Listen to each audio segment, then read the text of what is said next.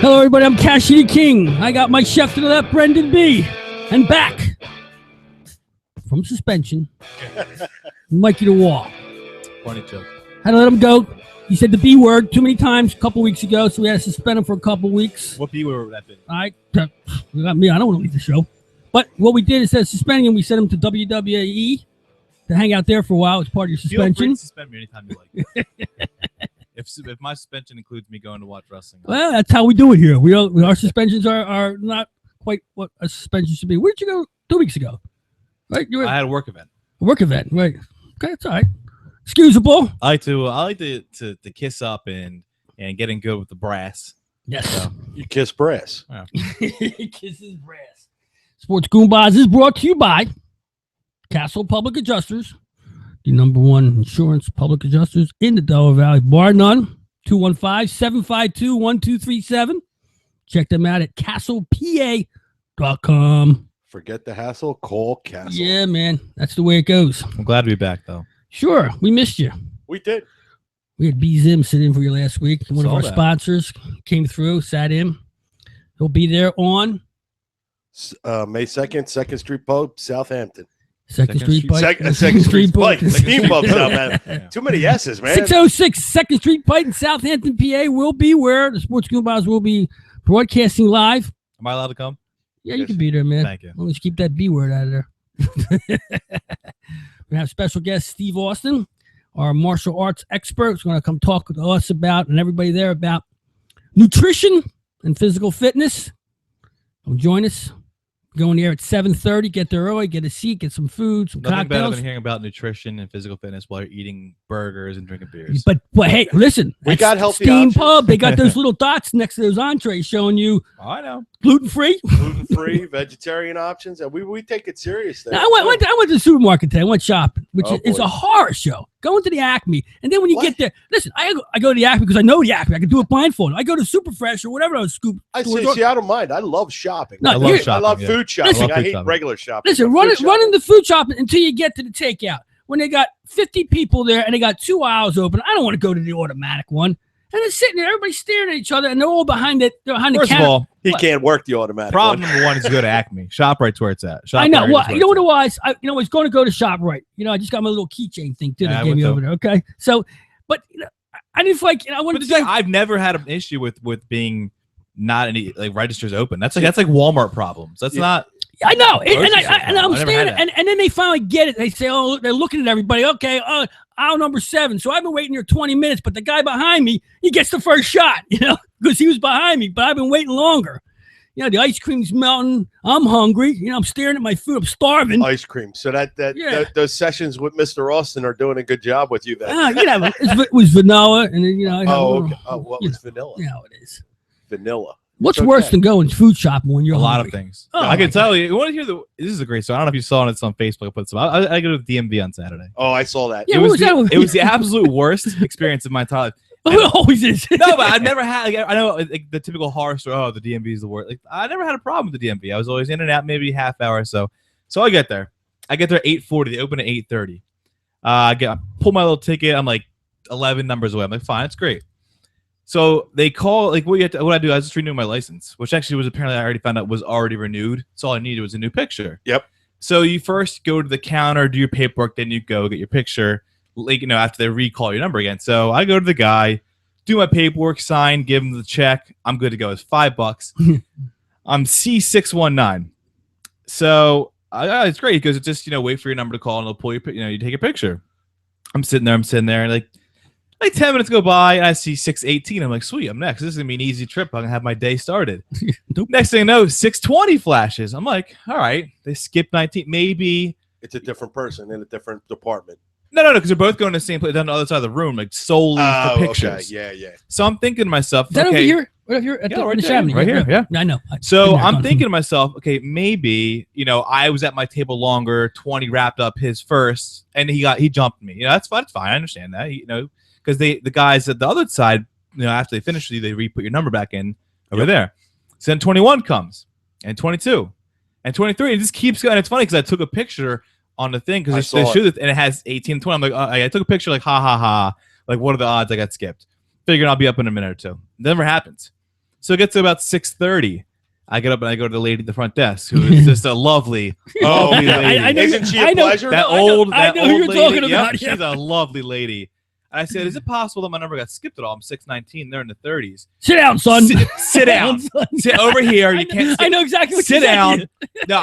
No, the number's going automatically. We don't know what's next." I said, "All right, that's fine." I sit back down, wait about another half hour or so. Now we're in the 50s, C50s. I see somebody else.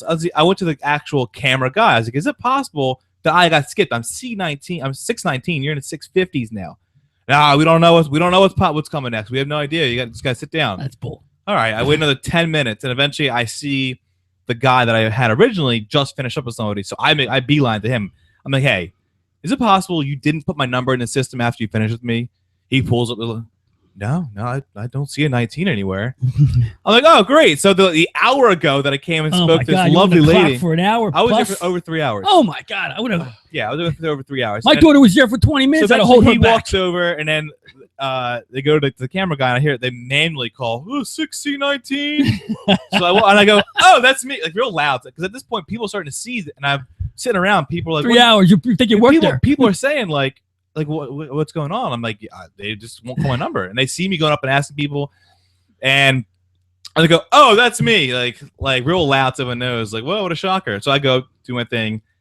As I'm sitting there taking my picture, I hear the manager stands up and goes, "Quiet, everybody! Quiet! Listen up!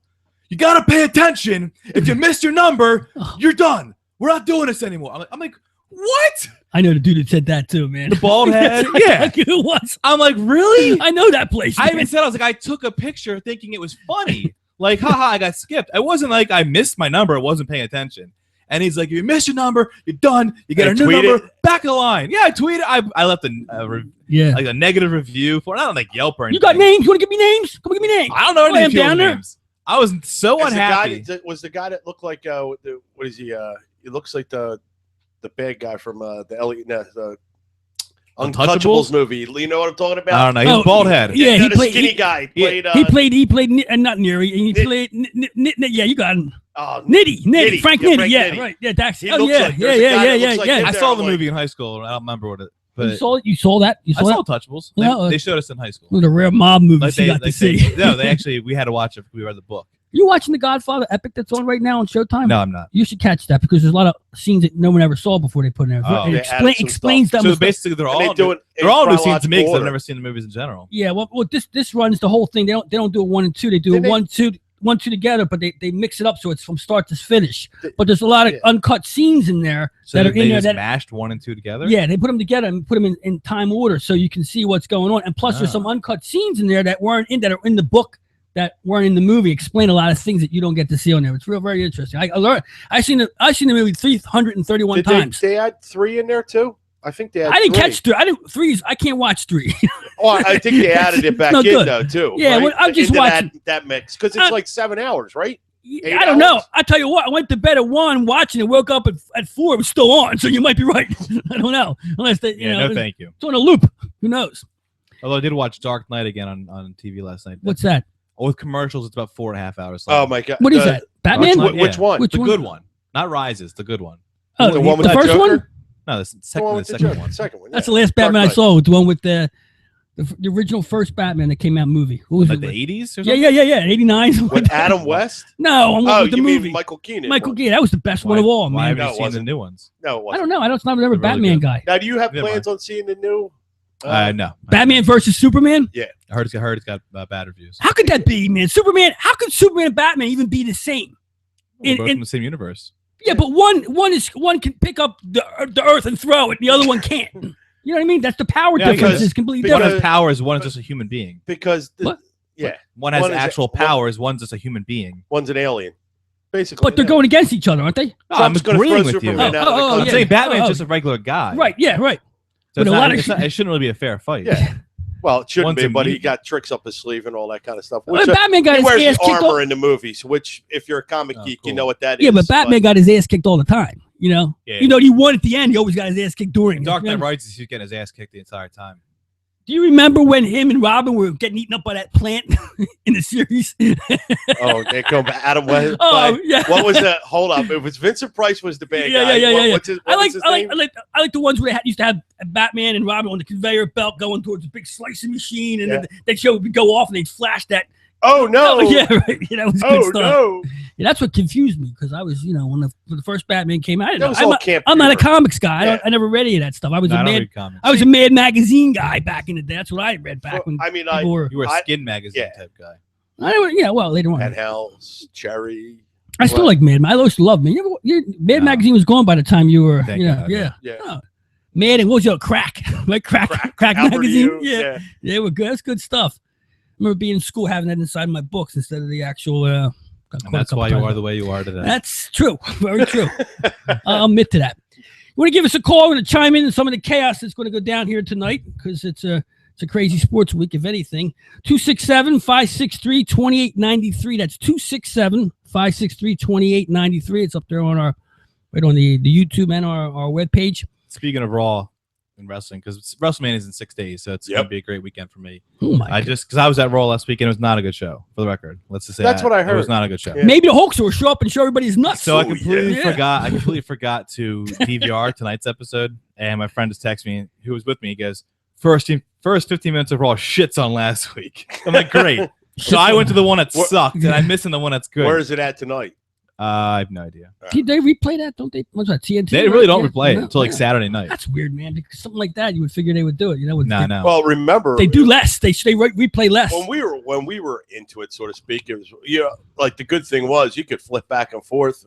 Raw versus Nitro when that was going on. That was like I want to say the best part of wrestling I've ever seen. Do you know back in the day with the Haystacks Calhoun years? That's 70s. The only guy he knows. 70s. That's like 50s. Tony Gurria too. They were together. Yeah, I know. But anyway, they used to come on you used to watch them at 11 o'clock in the morning, and then 4 o'clock they'd show another one, and at 7 they had one. They were different episodes, but you had it going around the whole time. Like Saturdays, right? Mm-hmm. Saturdays, they'd run them all different days Saturday. I used to like wrestling back then.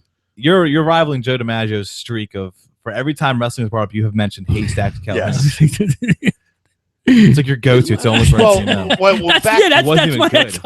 Back then it was kind of like it didn't have to be good. He had to show up. That was the whole thing. The wrestling back then, because we used to get like the PWI, Pro Wrestling Illustrated, like religiously. In the back of the book, it had everybody's rankings every week. Oh yeah, it was cool. But you always had back then the NWA champion was you were in charge. You were in charge of Florida Wrestling Alliance. Oh yeah, that was Channel 48. You didn't get that. It was like the odd channel. 29 and 17 had the WWF, right? So it was neat that you had all these minor circuits all joined together where the National Wrestling. And they didn't call it WWF. What did they call it? This World Wrestling Federation. They used to say it straight out. Back in your day, they're probably WWF. Back in your day, you're old. Yeah. Well, could be. Listen, Worldwide I remember the first Wrestling Federation. I remember we had these fake cable boxes back in it was 80, was 80, 70, 80, was 88 the first what was the first WrestleMania they ever had? 84, yeah. Something like that. It was like $80. Yeah. It was the first time it paid per view on the cable boxes, and everybody was buying it. We had the fake one. Places packed with everybody watching that. I think it was Hulk Hogan was the star at that time. I think he was. Oh yeah, the first definitely. One, yeah. That'll be me. Was that the Andre the Giant? That was the Giant. Yeah, that was the Giant one. Yep. His birthday was just past, what was it, last week or something like that? Earlier this week? Yeah. Andre the Giant. You don't have birthdays if you're not alive. Well, I mean, the anniversary. Sinatra had a birthday party. I saw people posting on Facebook all the Andre the Giant stuff and 156 beers he had in one sitting. It was crazy stuff like that. Sounds like Cashy. Yeah, okay. First of all, with his vodka, straight coffee today. Okay, that's all we have. It's got a little coffee Patron in it too. Don't let them kid you. Yeah. True. Well, anyway. Yeah. Are there any sports going on? I'll tell you what. Other than the NCAA, which is very exciting, and I want to get into that a little bit here because I did a little experiment with my number one, my daughter, and we picked the NBA. We picked the NCAA Final Four. The whole thing with a quarter. We ran the whole thing with a quarter, and believe it or not, you mean a coin flip? Coin flip, yeah. Well, we call it the shiny quarter. We flipped everything, and legitimately, we had Villanova versus Indiana at the end on here. Ugh. I'm just saying, it's whatever. But the fact of the matter is, we have Syracuse up here too. So what we figured out on and the people we're playing with, if we get Villanova just to go against Syracuse, we win it. We don't have to even play the game now because nobody has Syracuse. Nobody. No. Not the only way you could have Syracuse shouldn't even be here. Right, but they're awful. But when a quarter gets it there, Clemson beat Syracuse. And to make it legitimate, we can show you. We'll put it on a website. We have Yale running to the Final Four. Okay, just to show that it was a legitimate coin flip. We weren't, no cheating or nothing like that. We're both surprised. We believe you did a coin flip. That's not anything. Yeah, I know. But to have the coin flip come out this good on both sides is unbelievable, man. Oh yeah, you have half the teams in the Final Four. Well, the fact that with a coin, it's impressive. It's more than I have. Right, with a coin flip, you could have the Final Four, the Final Two there, which is it's unbelievable. That would be, you'd bet against that every time. But just to show you the reason why the little old lady in the office wins the office pool, stuff like this. Always, it's not what you know. Doesn't really matter. Some depending on the kind of pool you're involved with, the money, the way it goes. If you win the first couple rounds, it could be real important points wise. Yeah, but it's about survival. Yeah, like when I lost Michigan State day one, I just stopped paying attention. Me too. That's what on mine. I stopped looking at my bracket. I have no idea. I don't even know who I have left. And I had Michigan State, and I think I had Michigan State and going against. Who are your I think it was Kansas. Who are your Final Four? Right now? Yeah. Well, who did you pick to go? I don't remember. I threw that away. What does the coin say? The coin says my Final Four is Villanova, Yale, Syracuse, and Indiana. I had Villanova, Gorgonzola, Michigan. Whoa, you what? Gonzaga. Gorgonzola? Yeah, that's what I call him. Gorgonzola. I knew he's going to stop you on that. You don't go against it, cheese. Oh, that's right. He wasn't here. That's right. I forgot about that. Yeah, and Michigan, and I can't even read who that last one is.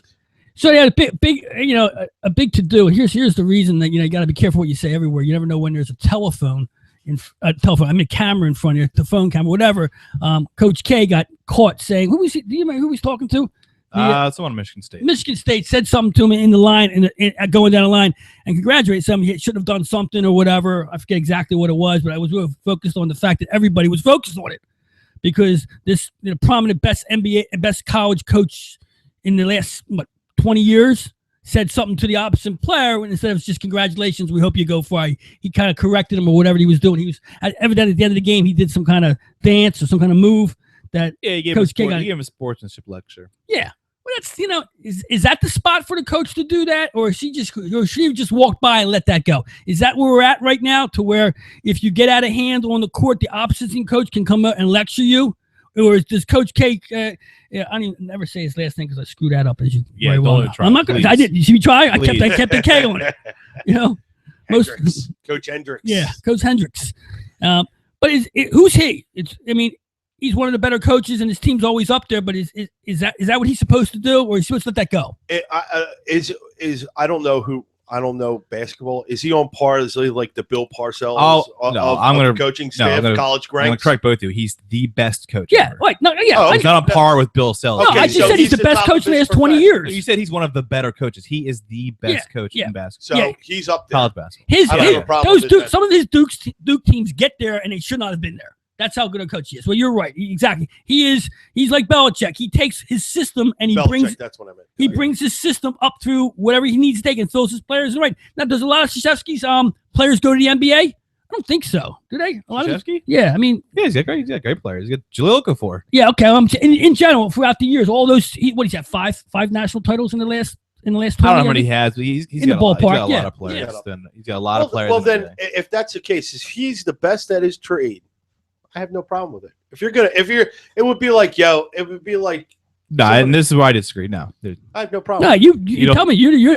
College ball is foreign to me. It's not about college ball. It's just in sports in general. If after the AFC Championship game, Bill Belichick yelled at the other quarterback for celebrating toward, it's not the right time. It's not the time. Exactly. No, it's not. You can do that personally if you want to, outside of off the field, or you can do it in the press 2 weeks later, stuff like that. You don't take the glory of the kid's win right now. It's not like he did something that bad. Yeah. He didn't go. He didn't push you on the player. He didn't get in your face and give him you can't see me. Like right. How's this Coach K? No, none of that stuff, right? Yeah, I agree. I just think it's more for the press and it's you just watch everybody needs a story right now. It's happened to so many sports outlets, sports media outlets now. You got to have a story somewhere to keep things going. And something like this, which I must have read about 10 times already this morning. and heard clips of it. Now if you go on the internet, you can hear them. They got microphones blowing up the sound so you can hear. And then underneath it has the subtitle, somebody saying what he's saying in the thing, like, to show that he's doing. So once they got to that, and I think the biggest thing that they're talking about is Coach K denied it. Okay, he denied saying it. So now I think he denied it for a reason, thinking it would go away. But he didn't realize he would blow it up. And that, got to remember, people have cameras and mics all around. You cannot do anything. Everything you say in public is recorded. That's true. It's you just got to keep your mouth shut, and that's the problem. That's what it's doing to the politicians, man. They can't even breathe. They take a hard shit, they're in trouble, man. Have I been missing a lot of politic talk while I've been gone? Yeah, a lot of sexual politics talk, between the dick and the cheating parent and cheating wives. That's all. Basic presidential crap you're missing. It's not. It's past awful. It's become embarrassing. No, I mean now. awful that you keep talking about it. That's all. Well, you know what? It's we wouldn't talk about it if sports would give us something better than the action is right now. We were hoping that the NCAA's would give us keep us floating. Well, you got a Philadelphia team in the Final Four. Well, we're getting to that, man. We'll get that, and that's even funny because now it's funny how Philadelphia the city's now we got a team going for the championship. So all of a sudden, the other four out the door right now. We're not talking about the big four. It doesn't really matter. We win this thing, and I say we because Villanova is Philadelphia. We get the parade and the whole 9 yards. No, I don't agree with that at all. But it will. In 85, I know what you're saying. Yeah, I know you're not saying us in particular. We as in Philadelphia. I feel no connection whatsoever to Villanova in any way, shape, or form. I did. The only connection I feel with Villanova is that I follow them the years they've been good, and when they make these runs, much just like I do Temple and St. Joe's when they make the runs, because it's not that if it wasn't put there in front of you, you wouldn't follow it. Okay, so every night you're hearing about it, you're reading about it, you're starting to know who the players' names are because the media talks about it, especially the local media. And then you get in conversations outside your home when you're in a workplace or whatever. Everybody's talking Villanova, and they start mentioning players, and all of a sudden there's a legacy that's on the team now. So he's got a father, and then he played with Howie Long, and all of a sudden it's just all different kinds of things coming up. So it becomes conversation. Is there any? I know you're a big Clemson. And plus, the team is good. I mean, it's good to watch. It's not like it's junk basketball. Good. I mean, you're a Clemson guy. Do you feel any I guess affiliation to any other colleges? Colleges now. No college teams. No, no St. city Joe's, college team. Penn, 10. No, couldn't care less if they won or lost. No, I mean, obviously, if I would like Villanova to win, if they lost tomorrow by 40, I wouldn't care. Yeah. At all. It's one of the. It's one of the. There's a lot of hate too going on. Temple students don't like Villanova, and same thing with St. Joe's. They don't. They kind of if you get the feel of people that go to these schools or alumni, you get the feeling they don't want them to win. They don't want to see that. Although as a fan of just the area, I didn't go to any college. I could care less. I'm just a sports fan. I want to see them win for the city, for the area, for the hype, and material. I think the right material. I don't think it's. I don't really think it's material because I don't think you could name more than two players. I can't name one. Exactly. But I'm saying I figured you could name the local kid. That's why I gave you that. I gave the credit for Archidine. I can't pronounce his last name. I can't do it. No, I know that. I'm going to call him, Mr. A. Yeah, call him Brian or whatever. Yeah. It's like I just called him the guy whose dad who played with Howie Long. Well, I didn't know who for Villanova. In football, right? I think you look at it and you look at the way colleges are laid out. It's one of those things. If you're going by pro sports, you're generally, and I want to say generally, a fan of where you live. Yeah. But colleges hold a football game. It's okay if you live in Philadelphia. It's okay to be. I'm pulling this out of my ass. Notre Dame fan. Yeah, it's okay. It's okay to be LSU fan or Caltech or something along those lines. In my circle of friends, all my friends are Notre Dame fans. They're South Carolina fans, Florida State fans, Miami fans. They're not. Has nothing to do with local. Unless you went there, I feel like you have no affiliation. One of our contributors for the years when we were on the radio, the Birdman. Bird used to come on the show. Yeah. He was our college guy. He knew college football. He was always there. He's an LSU freak. Never went to the school. daughter didn't go to school. Now he's he became LSU everything. Now he became New Orleans everything. Before you know it, he's just like, you would talk to him about sports, you would think he was born and raised in New Orleans. Yeah. The way he became an LSU. But you could sit down with him and ask him, he'll name every player on LSU football. And that's kind of how I'm with Clemson, where obviously I didn't go there. I've only visited. And that legitimizes you being a fan. You know the players. Like you said to me, do I know anybody from Villanova? Yeah. I only know what I see on the TV the past 2 weeks. Other than that, I couldn't name anybody. I can tell you who's holding the clipboard for Clemson football. But the thing is, I haven't taken it that far to where I'm not a fan of all South Carolina or North Carolina sports now. I'm not. I wasn't rooting for the Panthers in the Super Bowl. I wanted it. I don't really have an affiliation in the Super Bowl, but in general, like I'm saying, I'm not like, oh man, Charlotte Hornets or die. Like I could care less about anyone. For my niece. Shout out to my niece Tabby. She just got accepted which one's that? Be a Tar Heel. What's her name? Yeah, that's cool. Tabitha. Yeah, a Tar Heel. Yep. Tabitha the Tar Heel. Yeah, even as a Clemson fan, that's so cool though. Yeah, either way. I can't hate on that. Nah, but back to with the Temple and like the locals. Like if Temple wins it, I'll be happy for him. But you're not going to see me put up statuses and go Temple. Yeah, no, Temple. I meant Villanova, obviously, but and it's the same thing with Temple. Remember when Temple was good for football? They had their run and everybody jumped. It was nice. Everybody jumped up and again. I wanted Temple to win. My life wasn't affected when they lost. To me, I sit there. I would root for Temple because my brother went there, my nephew went there. I had friends that go there. That's one thing. I don't have a general interest in college sports. Temple Notre Dame. I was rooting for Temple, not because it was more because I just didn't want Notre Dame to win. I dislike Notre Dame more than I like Temple, but I like that Temple was good because college football. It's so rare because we've never had it here. Yeah. Even we've always had good basketball teams, whether it's St. Joe's and Villanova, but football, there's no St. Joe's football and St. Joe's. I mean, I know there is Villanova football, but other than Westbrook, it's had no impact in the world of sports. I think the only time anymore since Howie Long. Exactly. So Temple football is cool. It's like, okay, we actually have a team. Penn State football attracts Philadelphia too. It does. When they're good, because I think it's satellite campuses around here now. But I think it's because people go there. Yeah, it has nothing to do with we feel a connection with them on a local level. I mean, that's hours away. If I told you right now, drive to State College, I don't want to go there. No. It's like 3 hours away. I got to go there soon. No, I don't want to do that at all. I have to. You got to do it at college tours? Yeah, I'm going on tour soon. Yeah. Going on tour? Good luck with that. We got to go tour Clemson too. Take a plane. Go down and see. We're just going because of you, man. With respect to you. My daughter and I, we're going to Clemson. You'll never leave. We just want to get on the top of that statue and go like this. They have a statue there, right? I never minded the tours so much when my daughters were looking. I just hated going. I hated to drive there and back. I mean, because let's face it, you're not going to buy all these plane tickets. Like we went up in one shot, we did everything in Boston area, Yale on the way back, Harvard up there. Was it Harvard? He's name dropping now. No. I call a school. What was it? Emerson, all these other colleges that were up in there, BC, which is beautiful. Boston. What's the one on the hill? Is that Boston College or Boston University? She ended up going to Bucks, by the way.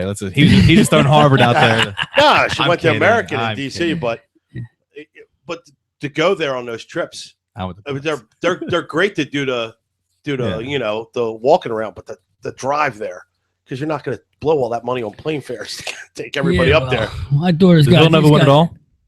What's that? Does Villanova win it all? Well, North Carolina is a tough team. I watched a little bit of them. Yeah. They got a lot of. I don't know what I don't call they're more. They got street ball. You know what I mean? They're physical, more athletic. Well, they're physical underneath too. Yeah. I mean. Nova's got to shoot. They're shooters, right? If they go cold, and they haven't gone cold Not yet. Necessarily, but yeah. Yeah, but I like the way Villanova's run. They have their team. The way they play team ball they play the game right. With that being said, like you said, when it comes down to the Final Four of the two teams that come down to the team with the better athletes, I don't know. I haven't watched enough of it. Unfortunately, Oklahoma has the best player in college basketball right now, and that's Buddy Hield. So I think he's coming out. Yeah, he's coming out. Yeah. I think it's going to be Oklahoma. Is that somebody we can see here, or maybe with one of our later picks? He's not supposed to be like a top pick. He's the best in college, but he's not a top pick. Yeah, is that how that works? Yeah, it's one of those of course, all the freshmen, all the sexy freshmen are going to go top 5, right? And then I'll be like that because he's like a junior. I think he's a junior. He's like a 3-time. What happened to Simmons? Did he fall off as the year went on? people aren't impressed. Yeah, I've heard He his put name up numbers, drop. but that team was just his team was so bad. And the beginning of the season, they were talking Magic Johnson type ball Honestly, player. what it was is he made a mistake. Again, I don't know anything about him, high school and personally, obviously, but he made a mistake by going to LSU. That team was awful. Yeah. If he went to Duke, Best players on bad teams. Or if usually, he went to North Carolina, we'd still be sitting there going like, "Oh my God, he's the best player." Yeah, because he would have had. He's an ex-LeBron. Because he'd still be playing. Right. He wouldn't be the center of attention. Whereas in LSU, he was on an island, and it was him and nobody else. You asked me who I think is good. If I think Villanova could do it, I think they can get there. I think they can win the next one. Well, I don't know. They had to. They're playing Oklahoma, right? Yeah, I just have to get past Oklahoma.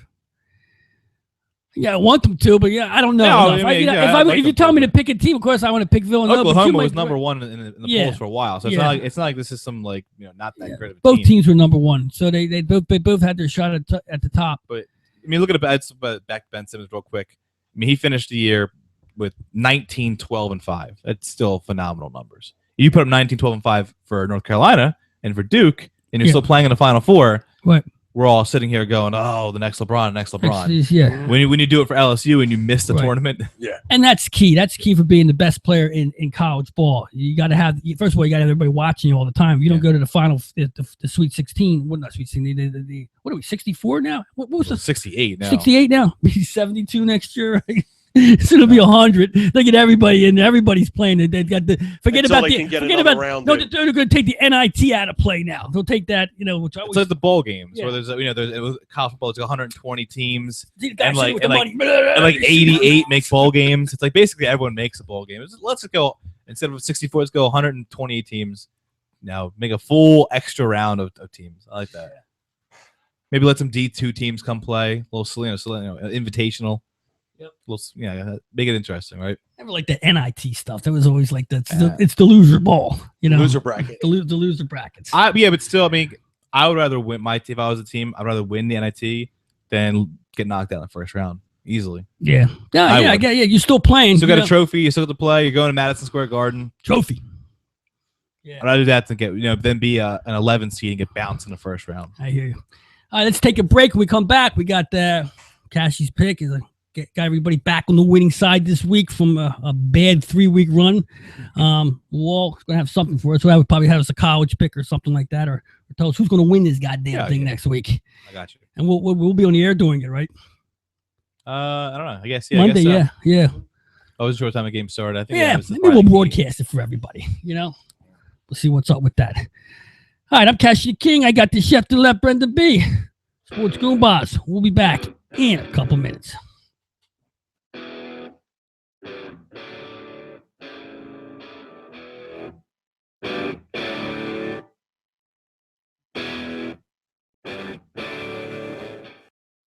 Avoid the hassle. Just call Castle Public Adjusters. Get the edge on your insurance company. 215-752-1237. That's 215-752-1237. Or check them out at castlepa.com. Don't settle for less. Get the maximum for your claim. Castle Public Adjusters. 215-752-1237. Hey, yo, Cashy, what are you doing? I got plumbing problems here. I can't get the water to go down the drain. What am I going to do? Call Guaranteed Plumbing, 215-342-7200 for all your plumbing needs. Serving the Philadelphia area and the greater Delaware Valley. What was that phone number again? 215-342-7200. Oh, yeah.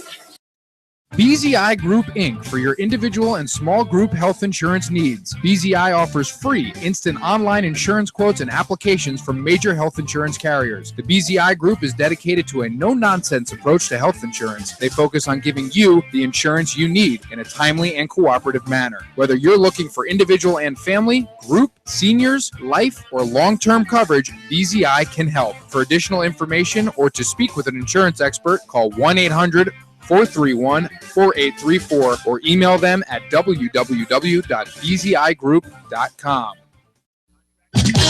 When you need a good roof over your head, call Seal Roofing. They've been keeping folks warm and dry for many years now and are proud of their work. Seal Roofing and Contracting does it all, whether you need simple repairs before the next big rainy season or a whole new roof. Maybe you need new siding or windows. You can be certain that when you hire Seal Roofing, you're hiring the best. Available 7 days a week with 24-hour emergency service and free estimates. Call 215-533-4066. That's 215-533-4066 or visit sealroofing.net.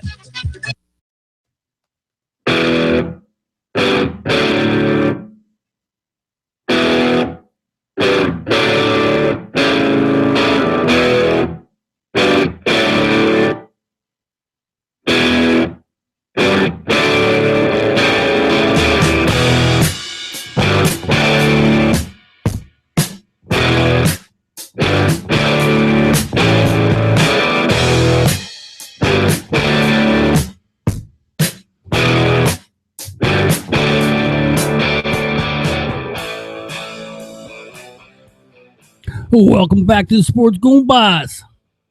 Cashy the King here, the chef, the wall. We're rocking the 515 studios. Why don't you give us a call next half hour, 267-563-2893. Rating and beef and sports and much, much more, whatever you want to talk about. It's open mic night. Anything you want to talk about. We don't care because we know about everything. Right, B? Right? That's right. And we don't know about the wall steps in. Open mic knows. An open mic knows. That's why I said it's open mic night. There you go. Pick his brain. And before you guys go any further with your picks, I want to officially pose a question that I just asked you guys during the break. With talking about Brock Lesnar, if he walks in this room right now, and he wants to fight the three of us, obviously we're losing. That's not a doubt about it. 3-on-1. So my question to you I'll is, kick him in the nuts. Take him right down. You're not gonna do that. My question to you is, how many? I'd Eugene him, sir. How many of just your circle of friends, of your friends, would it take to win that fight? You plus how many other? I don't think I have enough friends. Unless Steve What, Austin's there, then I think we have a Brock chance. Lesnar. Is he martial arts too? He's everything. Mixed martial. He's Mixed not like martial arts. jujitsu, and he's just strong and powerful. I had to go over to the And a dojo, wrestler. pick a couple dudes out, Actually, what I do is this is what I would do. You can't go and pick fighters. No, what I do, I would get my daughter. I'm talking you and the Weedo up to him and and Zim and all of your friends. I'm not talking. How many would take to beat You them? can't just go pick out actual fighters. It Well, doesn't yeah. count. Well, here's okay. I mean, You and your boys are all sitting in your living room with watching bats. TV. No, there's no weapons involved. I say minimum 10 friends. 10 friends. Yeah. To beat him. Well, I know a couple bad dudes. Wait, I don't know. I don't know about that. None Yeah. of my, no. I I know. have to think about my I don't know. I don't know him. I guess he's a good fighter. I mean, He was UFC World Heavyweight he Champion. did well. Okay, well then maybe I should fuck with him. That's a good way of looking at it. Because I mean, Because I know when to run, buddy. Believe me. when I posed that question, it was me and a group of 20-somethings. We're supposed to be in the No, the prime prime of of your our life. youth, and we all agreed, no way. Well- He's kicking our ass. Okay. Well, when you say he's kicking out physically, taking guys and throwing them to the left and throwing them to the right, you're showing them balls, man. Boom, hit on the head. Now, down. obviously, we have to fight. You would dirty. not Dwight. Oh, it's got to be clean fight. You mean? No, I mean, no. You can bite and scratch and pinch, and you can do what you got to do. Nut 'em. There's just no weapons involved. Yeah. A kneecap to the nut takes the Yeah, biggest guy exactly. down. I agree. Just Yeah. like Yeah. Eugene did on Walking Dead. I know. Yeah, right. Nice dick bite. Yeah, Yeah. remember one thing: no matter how big you are, that item down there doesn't treat you right. I'm aware, but yeah, I mean, You know. I think It honestly, can get you in trouble and Out of trouble. trouble. I think all it's gonna do is piss him off more. Yeah. I don't think it's taking him down.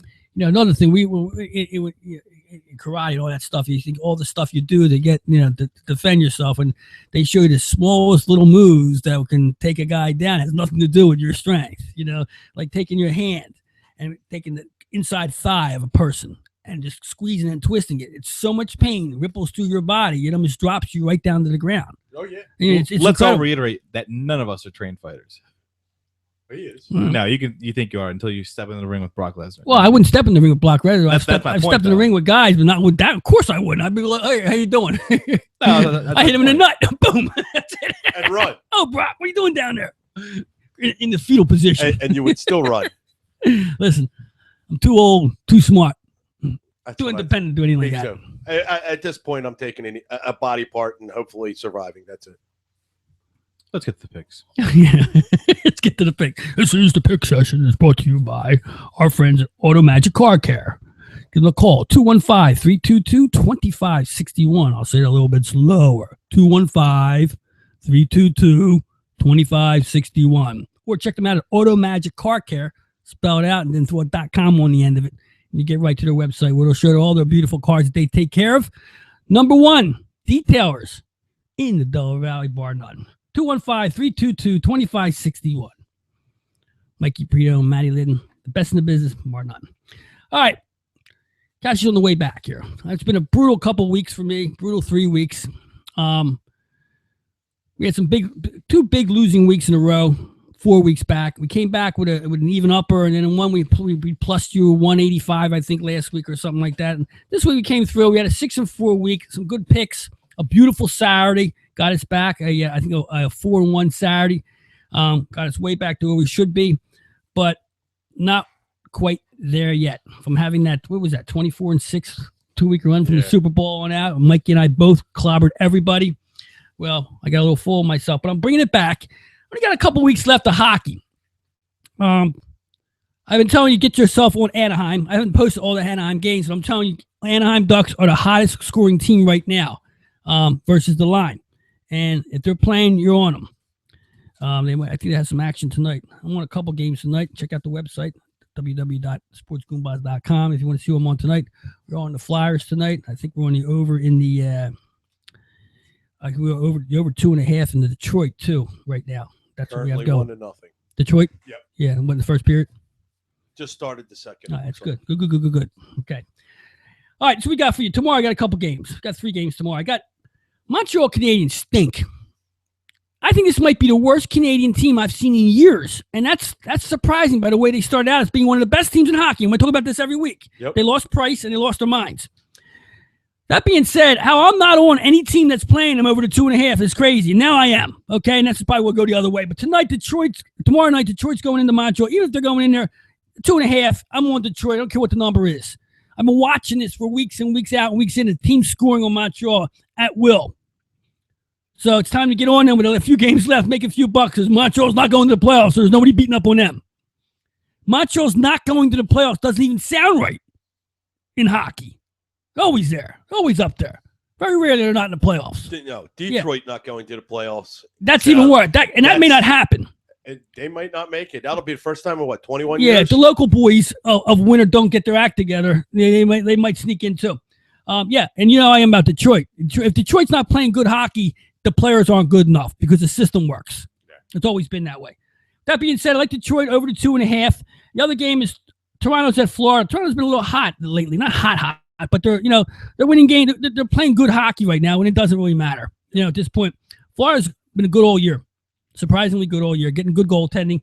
I like the 2.5 on that one. Florida. I like them on the win too. I'm not too sure. Check the website out tomorrow to see if I'm on the winning side of that as well.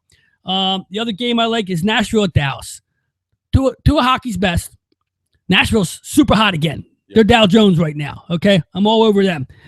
With that being said, going into Dallas, Nashville's been winning a lot of games. They got to lose a few here. It just has to happen. So what I did here is I'm going to take the over 5.5. It's not even posted the total. Okay, it could be 5.5. I'm not going to see 6. Both these teams are kind of civvy. They win games, but they let goals up. And this one here, I like the over 5.5. Last week, 6-4 plus 175, a winning week. A winning week's always a good week. So let me just review them again. I got Dallas, Nashville over 5.5. That's for tomorrow, along with Florida over the 2.5, Toronto, and also Detroit over the 2.5 in Montreal. Check the site tomorrow for some extra plays on both them games, maybe a few others I throw in there, and we'll see where we go with that. Mikey, got anything on your comeback? Yeah. Good. I'm going to go with the Final Four games. Good. So, the games are being played on Saturday night. Like I said, I got Nova and Oklahoma. Villanova, 2-point favorite. So Villanova's a favorite? So I like Oklahoma. Wow. I like Oklahoma +2. Line will probably change here and there. I mean, I'll post it. But that line's pushing you towards Villanova, right? I don't do that whole thing. But I'm just saying, in general, if you're saying that Oklahoma's the better team, yet they're the dog. Yeah, but 2 points in basketball, that's not a dog. That's, That's almost straight up. That's a jump shot. That's all it is. That's a shot. So that's over. How many games come down to a jump shot? A lot of them. A lot of them. Yeah, well, I'm just saying, but yeah, that's true. That too. And yeah, another half. Yeah. North Carolina is just going to dismantle Syracuse. They're -9. That's going to be 20 plus points. Syracuse is awful, and North Carolina's been blowing teams out left and right. And what they're going to do. Why I haven't been jumping on them and putting them on the site is beyond me. I listened to Boeheim today talking on one of the shows, and he's surprised as hell. He can't believe the team's there. Yeah. They asked me to go to beat this team. Well, we played good. He's like rolling his eyes, like I can't believe I'm even on this show talking about this team. But they're there. They beat teams. I don't know who they beat against. Anybody? I should know. I had them on the coin flip, right? I should really know who they beat. You got the bracket right in front of you there. So okay, all right. So Michigan State. Then they didn't get to play Michigan State, so they ended up playing who they beat. Middle Tennessee, right? Yeah, they beat the 15th seed Middle Tennessee State. How did Middle Tennessee beat Michigan? I think it's the biggest upset in sports history. A 2-11, especially Middle Tennessee. I mean, that's it. Did you watch that game? No, I was working. It was like a midday game. I'd like to see. That sounds like in the bag. My game, phone man. alerted me. It was I think it was Friday. It was a Friday game. My phone alerted me at like 3:00, and I'm like, oh, all right. Well, there goes my brag. That's why I had Michigan State win the whole thing. I was like, okay. I had Michigan State going against. I think I had UConn. Michigan State, UConn. That's how I. Really? Yeah. UConn was like an 8 seed. Sometimes you gotta take a shot to be different from everybody else to win. If everybody picks the same teams, you're not gonna win, right? If you win, you win. Look at the coin toss, okay? The coin flip. Well, anyway, yeah. Says it all there. I like North Carolina. I like Oklahoma. Yeah, whatever. I like once again I like to see Villanova because it's local. All right, so you pick both their games or no? Just the one? Yeah, Villanova and okay, North Carolina. Oh, so you like Villanova? No, I'm saying you get me confused now. Oklahoma. Okay. All right. Go slow. And North Carolina. No pressure. Easily. And I'm the complete opposite. Just for the win, though. Not because I give a crap. That's you got anything to add to college? Huh? No. Okay. Good. I told you it's college to me. Have you been watching and enjoying it at least? I have caught pieces of it. There's been some crazy finishes. I wasn't here when this game happened, but that Northern Iowa Texas A&M game, that was insane.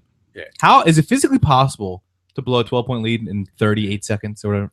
I know they said 45. But they fouled lining back. Is that what they did? Went to the line. They just kept turning the ball over. They couldn't inbound the ball. They were up by 12 with 40 seconds. The ball? Yep. They turned it over like 3 straight times on inbounds. See, the funny thing is you're talking. And I'm not a basketball person to begin with. Yeah. And then college sports in general doesn't really pull me in there. Maybe college hockey once in a while, but that's college. Now, woo! Yeah, ice hockey. Oh, ice hockey. I don't think I ever watched a college hocky game in my life. Yeah, there's it's the same 4 teams in the finals every year. Yeah, but Minnesota, Michigan, Minnesota, St. Cloud State, yeah, right, and North Dakota. Yeah. Right. So, but everybody's first name is maybe Minnesota or Boston College was in there. I sat there the other night after the Flyers lost in overtime after being up. Maybe it wasn't even that. Somehow, I'm watching the last 12 seconds of that Sixers game last week, and I went, "Oh wow, they're winning." Oh, okay, I'll leave it on. There's only 12 seconds left. They lost. Yeah, it was. I said, "Oh my god," and then I turned it off and went, "I'm good for another 5 years." This is like I watch the Olympics more than I watch what do you call it? Basketball. I can't do it. I could never watch a college hockey game. Sorry, I don't know. It's rough enough to watch a minor league hockey game, let alone College is a little bit better than minor league hockey. Yeah, they use what kind of sticks they use in college? They use the aluminum sticks too, like they do in college baseball. All do. Yeah. You know what? I just get off that a second. College baseball. I watched a little bit of that on ESPN, and I know it's the same old story. The aluminum bat thing. I can't figure out. Maybe you tell me. Why they can keep using aluminum bats in college ball? I have no idea. I'm sitting there watching. Is it that they like the way it sounds coming off there, or the fact that they can take somebody's head off with it? I have no idea why. I can't figure out why you're playing to get to the pros. Let's just say. Compared to the end of the sport. Imagine if basketball used a different ball. Yeah, I can't. I think college. I think college balls are the same size now. I know at one point they were a tiny bit smaller, or maybe it's just girls' balls. Football. Well, just any ball. Football's different size too. No, but it's a different material. It's going from wood, and the whole point is I need to learn to hit a ball with a bat. I need to learn how to hit that. and you come with nothing. You've been hitting with aluminum. Don't you think if 18, if 20 college years. if college baseball used wooden bats, players would be more, ready? I mean, I never asked the question. I never had anybody in front of me to ask the question. I've never actually read through the whole article. I've seen articles about why do they have aluminum and why is it still here. What was the answer? I didn't click on it. I might just Google it tonight and say, why do they use aluminum bats? I mean, I know you can hit the ball quicker through the hole because it comes off at a different speed. But where does that help a player get to the pros? And that's probably why a lot of them fall short when they get to the pros because you see the batting average drop. We've all played with both bats. I played with, in a little league with a wooden bat. We used to have them both sitting there. You could choose whatever you wanted to do. But it's definitely an advantage to aluminum. There's a lighter feel to a harder hit. I remember when we even played. Remember we were playing that's softball. Yeah, I was still using the wooden one. You did use a wooden bat. Yeah, I always used the wooden. What's wrong with me? The wooden bat over there.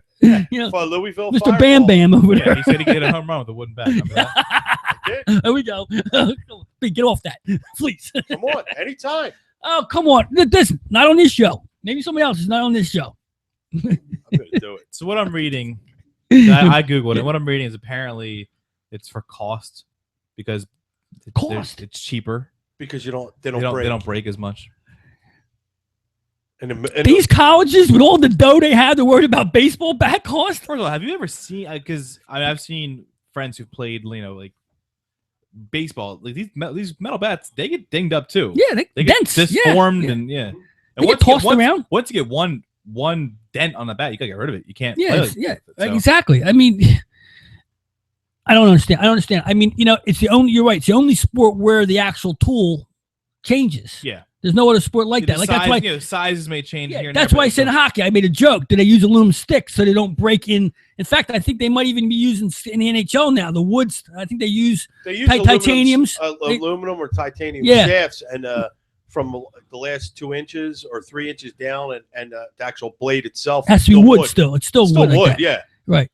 So that's the only real difference. I mean, baseball, nothing changes in like, well, I'm not baseball. I mean, football, nothing changes from the NFL to college. There's no material changes or nothing. The ball's the same. Everything's the same. But in the same time, you have to realize that, yes, colleges make a lot of money. Football and basketball, like college baseball isn't rolling in dough. Bats? Those aluminum bats are $100. Aluminum bats are like $400. They are? I haven't bought in a while. But wooden bats are like $100, $200. But the point is, when you get to the major league level, you're buying your own equipment. No, you're not. Yeah, Major League Baseball, right? You're buying your own bats. Is a team providing you all those bats? Yeah, you write a check. There you go. I just spent $700 back. Okay, here's write them a check. It's a team bat. I don't know. It depends on your contract. That, but I'm fairly certain you don't have to go to your local store and buy your own bat. No, I mean, they got a guy pulls up in a car, opens the trunk. Yeah, go. What do you want here, man? What do you want? You want a Louis? You want a Louis?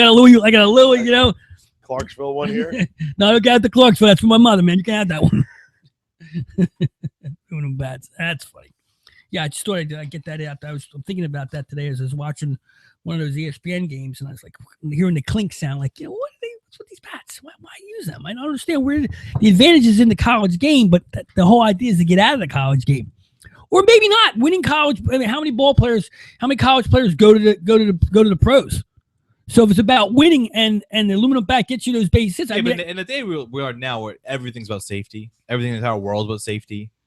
I mean, those bats are dangerous. It's dangerous, yeah. I mean, people have been killed at like little league level with line drives. You don't think these college athletes are hitting balls 10 times harder than a 13-year-old? Yeah, that's a good point because you all you need is that one Gretzky or that star player who's like has the ability that's 2 or 3 years ahead of his time, right? And you could seriously, I mean, like I don't know, you haven't had kids, but you know what I mean. Like Juliana, I mean, she's a good natural athlete, and she was probably a little bit better than her cluster of kids, and they were like, "We got to move her up, right? We got to move her up because before she hurt somebody else." Because exactly. Like I remember that in midget baseball. He's too good to play with us because he hits the ball faster than the kids can react that are around here. Devlin or a traveling team. Yeah. No, that's got bumped up. Yep. But constantly getting yelled at when we were younger. There was one kid on our team was throwing curveballs. Yeah. Go out, and I was a catcher. And he goes, tell him to stop doing that. I said, you're telling me I'm going home with bruises all the time because I can't, he's 12 years old. He's throwing a curveball. Like, go out there and stop because I can't. I don't know how. Like, Frankie's he's throwing these things. I remember that. I caught too. I remember the pitcher, the young pitchers who think they can throw that stuff. You end up in the dirt all the time. Yeah. The thing, it's kind of, you said players preparing themselves for with bats. I don't know if you remember Bryce Harper what he did. Do you know the story about Bryce Harper? No. Well, he was a phenom in high school. He was absolutely phenom. He eventually he earned his GED after his sophomore year. Then he went to a junior college. So now this is a guy who's first overall pick, and obviously, if you said it's not he didn't go to Miami or North Carolina. He was playing against guys at junior college. So he was playing against kids who, if let's say he hits a line drive, smokes it, he could kill somebody. I mean, he's way better than everybody else he was playing against. But he specifically enrolled in this one college because their conference uses wooden bats. So he played in his entire college career with wooden bats. So they do that then. Then it's the conference. It's not NCAA. He played in at the NGCAA. Which Can you play NCAA with a wooden bat or no? I don't think you can. No. So it's outlawed. Yeah. He didn't play NCAA. He played in a different league that allowed him to use a wooden bat because he wanted to prep himself best for Major League Baseball. Because he knew he was going to get there. Yeah, and he knew he was going to be a star. Age, He was the first overall pick, and here he is now. He's a star. So if you really want to bat enough and you know you're going to be great, go the Bryce Harper route. Play in this league. Makes sense because you see so many prospects come up and then they flunk out, especially when you're facing major league pitching. Okay, you can't get that bat around fast as you used. Twice as heavy. Right. That's exactly. So that's what boggles my mind that's the way they do this. They want to, and if you look at the players in baseball, I mean, outside the college ranks, where the major part of the players coming from? Dominican, from Cuba. Well, most of them come from high school too. Well, yeah, but I'm saying there's a lot of good players that are coming from the areas where they don't use aluminum bats there. Yeah. They're using wood. Milk cartons. Yeah. They use a stick as a bat. So, and the only glove you had was home plate. Right. And that's the advantage. I mean, am I right? I mean, think about that. That's, if you look, no. No, I agree. I'm saying I agree. I can't tell when you say no. You got that no, like no, Mitch, you're wrong. You're dead wrong. Forget about it. Just for the record, the 1 year that he played of college baseball keep in mind he was 17 years old. Bryce Harper, like 40 home runs using wood bats, 66 games. He had 31 home runs, 98 RBIs, and hit 443. That's B numbers. Yeah, it is. As a 17-year-old playing against college guys with wooden bats. What's funny is you sticking to this. Yeah, he's not backing down. He's not going to back down. He can't walk straight, but he could hit a softball 300 feet.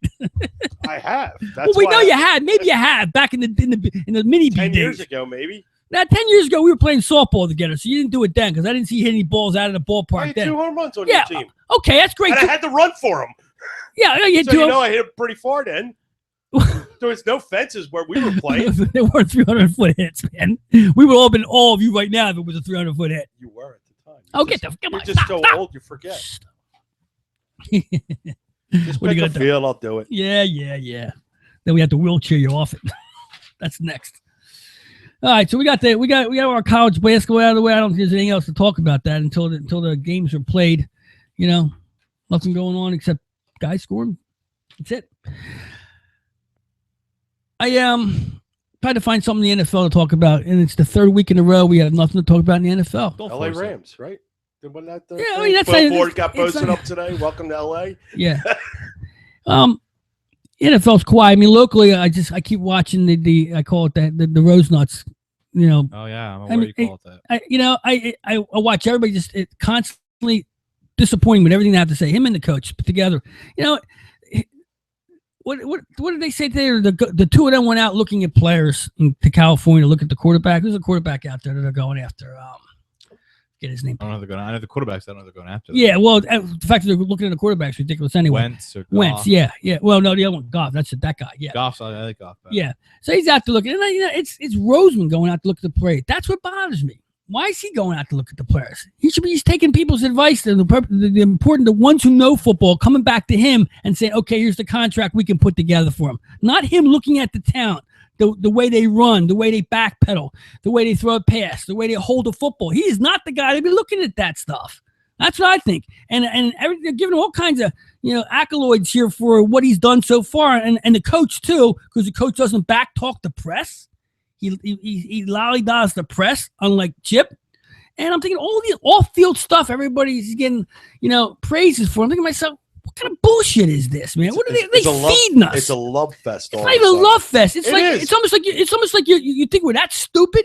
I mean, come on, enough already. And then last week they're taking quotes from Andy Reid how he thinks that that Peterson's going to be such a good coach. He's competent. He knows what he's doing. Where? What? Just because someone says that means you go, okay, yeah, must be. Because his track record certainly shows it.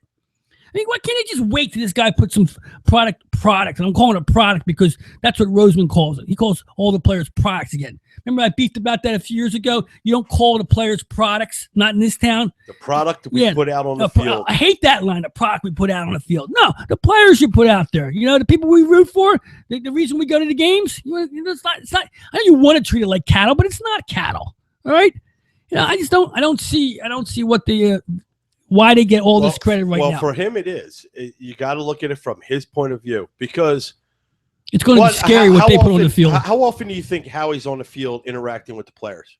Too many. It's too much. He is. Way too much. He's down there, so they're not dehumanized to him. They're not just like it's like it's not the comparison of U.S. government and your social security number where you're just a freaking number in a system. It's not. Howie, I guess, is feeling that he needs to be part of the system now. I don't know. Opens his mouth. It's embarrassing, man. He's like the kid you wanted to beat up every week. Just don't talk. Write it down. Text it. Don't talk. Don't say anything. Who was that kid in your group? Oh, we had a lot of them. I can imagine. We had a lot of them. We did. We had not a lot. When I say a lot, we had our choice. But anyway, it's like everybody on the team, everybody in the higher ups of the Eagles talks kind of dweeby. Like the owner is like all timid and sitting back there. The lights caught in his eyes, the water. The coach is like kind of lost in the clouds. The general manager, he's what I'm saying. There's no. I guess what I'm looking for is there's none of that football toughness in the way they say anything and whatever they do. They don't show it. Wait, you get what I'm kind of a little bit, man. I mean, every other team you look at has some kind of the GM looks like he wore the pads at one time or another. I don't care less about any of that. Yeah. Well, obviously everybody does because it's so important. I don't see that though. Yeah, I gave you my opinion. I didn't tell you about the general consensus. But I don't see what he's saying. You see, looking at other GMs and they look like they're old-time football players. Well, I don't see that. It's actually very rare. Well, if you look, let's look around. Let's see. John Elway, he wins a couple football games.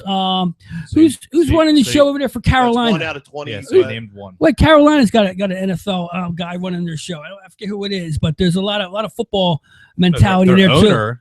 Used to play. I'm just looking down. Okay, well, that's good. The owner used to play. It's always good. That always works out. The guy who owns the team actually played the game. That's better than having a car salesman run your show. You know what I mean? So if you get. My point is valid in a way. The mentality of your ownership a lot of time reflects the players on the field and the way you win. It's like saying a guy that likes to eat should own a restaurant. I mean, let's look at Jerry Jones. Here's another one. Jerry Jones played the game. Okay, he did. Yeah, he played college ball. Yeah, absolutely. Oklahoma, right? Yeah. I have no idea. Well, he doesn't look the part. Oh well, no, he doesn't. Not at 70 some odd years old, but he used to play the game. You know what I mean? So even though Jerry's kind of a nut, he still people from Texas shouldn't count though, because that's like their life is like football. I agree. High school, college level. You know what I mean? It's like it's what keeps some of those small towns going is that high school football. I mean, none of the other owners or general managers saying we have to be more happy in the locker room. We have to say hello to our players when we pass them the hallway. We need more of a fairy tale situation in our ownership. We need to be more. What did he say? Likable? I got the word that Laurie used when he was up there. You know why? You know why he said that? Because Chip was such a downer, I guess. Chip was too hard on the players or whatever it was. They're just going in a complete opposite direction of what Chip was. Chip was tougher than the owner, the general manager, and every other person running the show over there other than the people on the field. And they didn't like that because they didn't have their yes man. They had a no man on their side there. They had much like Buddy Ryan and Norman Brayman. When Buddy Ryan got tougher than Brayman got rid of him. Mm-hmm. And Bremen was a sit back, timid car salesman. Couldn't probably never threw a football himself either. But once somebody got down a little tougher or told him how it should be, even though you got the owner versus a coach, still the coach knew more than the owner. Okay, and sometimes you have to listen to people that know more than you do. Yeah, and sometimes you're an owner, and guess what? It's my way. No, I understand that. Yeah. And like you played $1.5 billion for the team. It's your way, right? Yep. Right. But that doesn't the amount of money you have as an owner or your team doesn't win you championships, obviously. Okay? It's the players on the field and the people running the show on the field that day on Sunday. Not on Tuesday, Wednesday, or Thursday. It's what happens in the 2 hours that you're on the field down there, right? Yeah. And you don't have that no matter how much money you have or how fancy your stadium is. It's not going to work. Right? You gotta have it tough. You gotta have football mentality at the top. If you don't have that, you're not winning. You're just not winning, man. Unless you're fortunate to have a Belichick. And how many Belichicks are there? Robert Kraft can dance around, have all the fun he wants, smile, invite every Hollywood star he wants into the booth because he knows Belichick's got his back. He's going to have winning football year in and year out. And since he's been the owner, he's been having winning football year in and year out. And he's the only one who could say that at this point right now. Probably, yes. Yeah. Maybe the Pittsburgh Steelers are in that realm, not winning his championships, but always being up there. Yeah. Because they have a football family. That's what they have up there. That's my point. I mean, take it or leave it. Oh, I was looking around. That's how I see it. I was looking around at different teams, and either some teams don't have a general manager, or they're like the Cowboys. Yeah, there's like 4 or 5 of them that don't even have that position. Yeah, or their general manager doesn't have a Wikipedia page, so I couldn't tell anything about him. But looking at it, I mean, it's like I'd say 65-35. No, they did not play. Really? Yeah. Well, what about the 35? What teams are they? They were all complete nobodies. Like they were like guys who played in the CFL. But they played. But were the teams winners? Are we talking about the teams that win Super Bowls? Or are we talking about the teams that finish last all the time? I mean, mainly one of the you just mentioned the Steelers. Their GM never played a down of football in his life. Okay. He was a manager and a scout. And he's basically been there for how long now? Okay. 16 years. But exception to the rule. But you take the Pittsburgh Steelers. That's but I'm saying, okay, maybe the general manager, but their ownership, not that they played the game, they were football people. They ran the show. They were NFL people. They knew their talent. I forgot the name of the people who ran the Pittsburgh Steelers, the family. It's the son. Hines? No, that's the name of the field, right? Yeah. No, I forget who the owner is. Rooney's, yeah. The Rooney family. That's it's a football generation there. My point is that's not the guy that's running the show. Yeah, well, you know what it is? I guess my point might have to be the bean counters. You know what I mean? When you have the bean counters running your football team, it seems not to work out for you. I can't agree with that. Okay. It's a hard.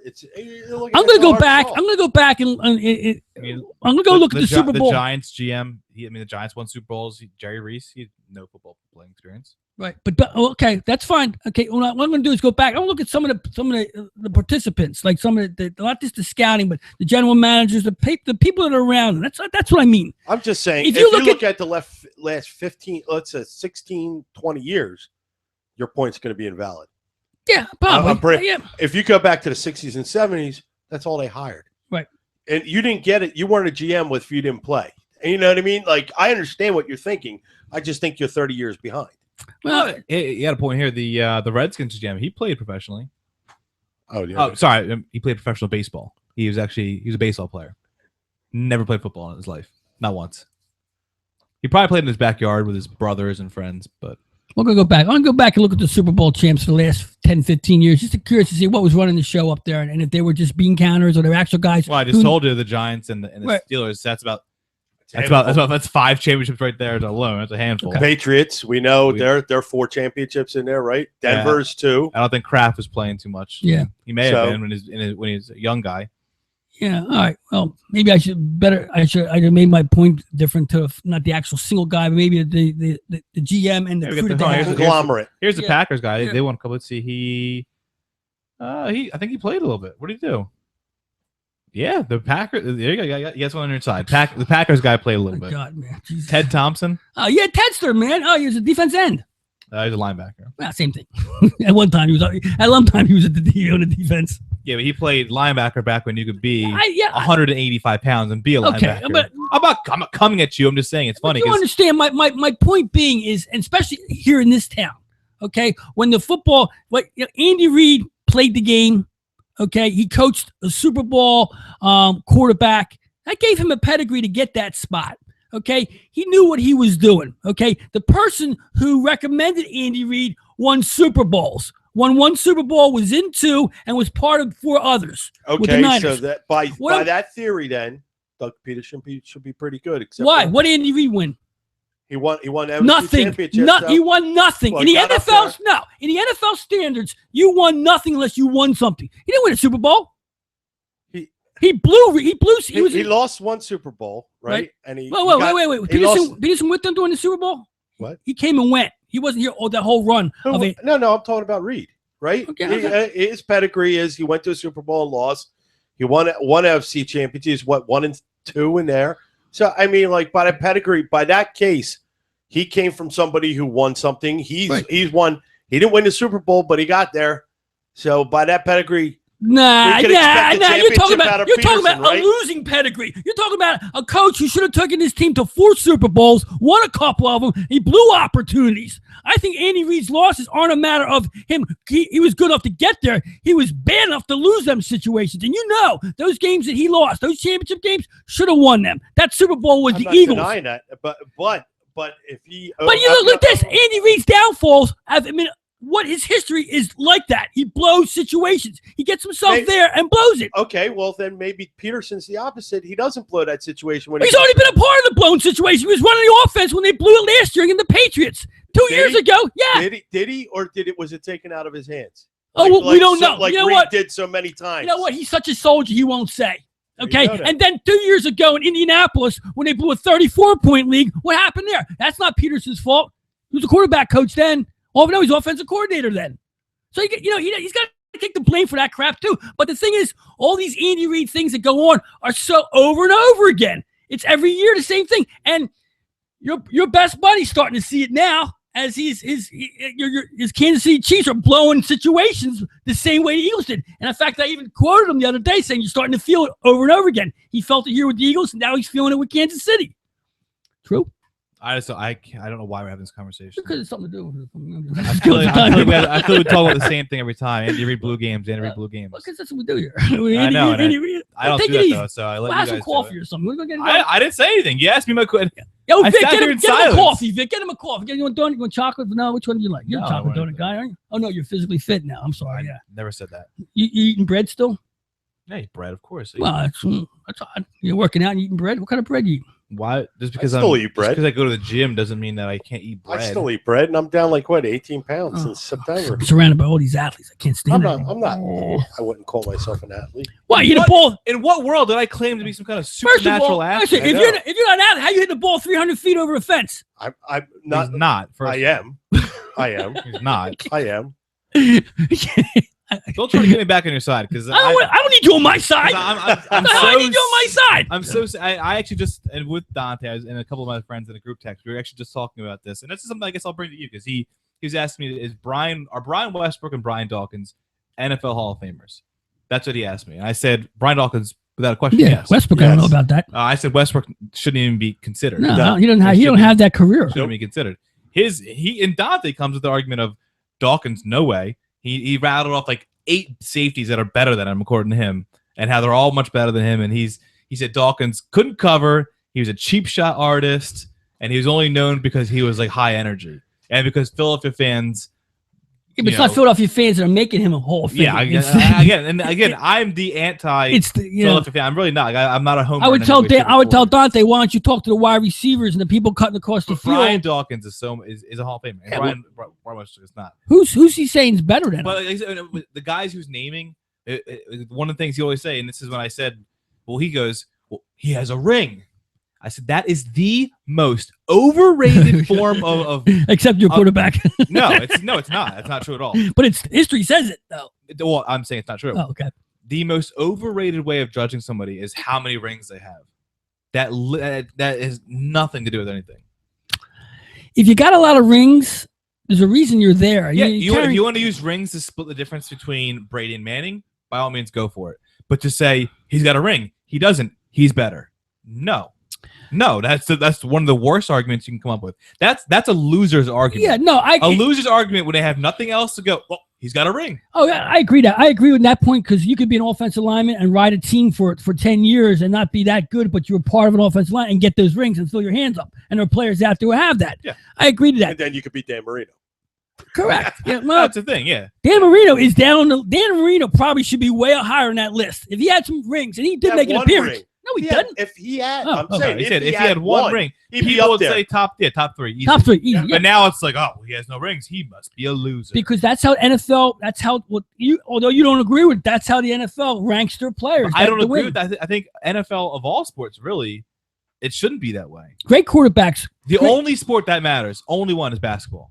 Because basketball, one player can win. Here's the thing. Maybe not anymore. If you look at NFL quarterbacks, the best in the business, most of them have rings. They've gotten rings. They've won championships. Okay, there are a few that aren't. There's a few that like you take the Dan Fouts or the Marinos or even Tarkingtons. But like one of Dante's primary arguments was Rodney Harrison's better than Brian Dawkins because Rodney Harrison won a ring for the Patriots. Like, no, first of all, the people who just won, yeah, the people who just jump on the Patriots for a year or two to win a ring. No, that doesn't count. I was just gonna say, like, okay. and it's funny because he goes cheap shot shot artist for Dawkins. Like Rodney Harrison openly admitted he tried to hurt people when he was on the Chargers. He tried to hurt people. As much as I watched Dawkins, I don't remember him being a cheap shot guy. I think he was messing with me. I think he was just trying to round me up. Well, that's possible. But no, because what bothered me, because I'm like I said, I'm not a Philly homer, so I really didn't care. What bothered me was he was adamant about Brian Westbrook. I'm like, Brian Westbrook, if I had to take a list of retired running backs, wouldn't be in my top 20 for Hall of Fame. Does he have numbers to make him a Hall of Famer? No, not at all. He's just an Eagle Hall of Famer is what he is. That's what I said. If you want to give him an Eagle Hall of Fame, go for it. He's got longevity, too. I mean, how many years at Westbrook? 7 years? Not even, right? Probably. Yeah. It would baffle my mind. And basically, back to the ring versus, like, if you're splitting hairs between two comparable players, go for it. But you can't just say, he's got a ring, he doesn't. But also, too, if you're doing the ring thing, it's got to be comparable. But like you're saying, how many game-saving tackles or interceptions and pick sixes did Harris have to warrant what you just said in that one season? It was with the Patriots to get that ring. He didn't. You know what I mean? Was he a Steeler? Who? Harrison? No, he's a Charger. Right. I think he's thinking of Woodson. Yeah, Woodson bounced around, right? But yeah, but quarterbacks, if you're comparing, Marino and Breeze, let's say you want to compare those two guys. Breeze has one ring and Marino doesn't. He's not in his ballpark. But I'll let you do that argument. Yeah. Breeze has the numbers to rival. Granted, it's a whole different game. Yeah. The game's different. But he has the numbers to at least compare. You can't just go, with the old Trent Dilfer. Yeah, that's everyone's default. Trent Dilfer's better than Marino. Oh, never say that. That's like B hitting 300-foot home run, man. That's almost as bad as that. Yeah, we'll see.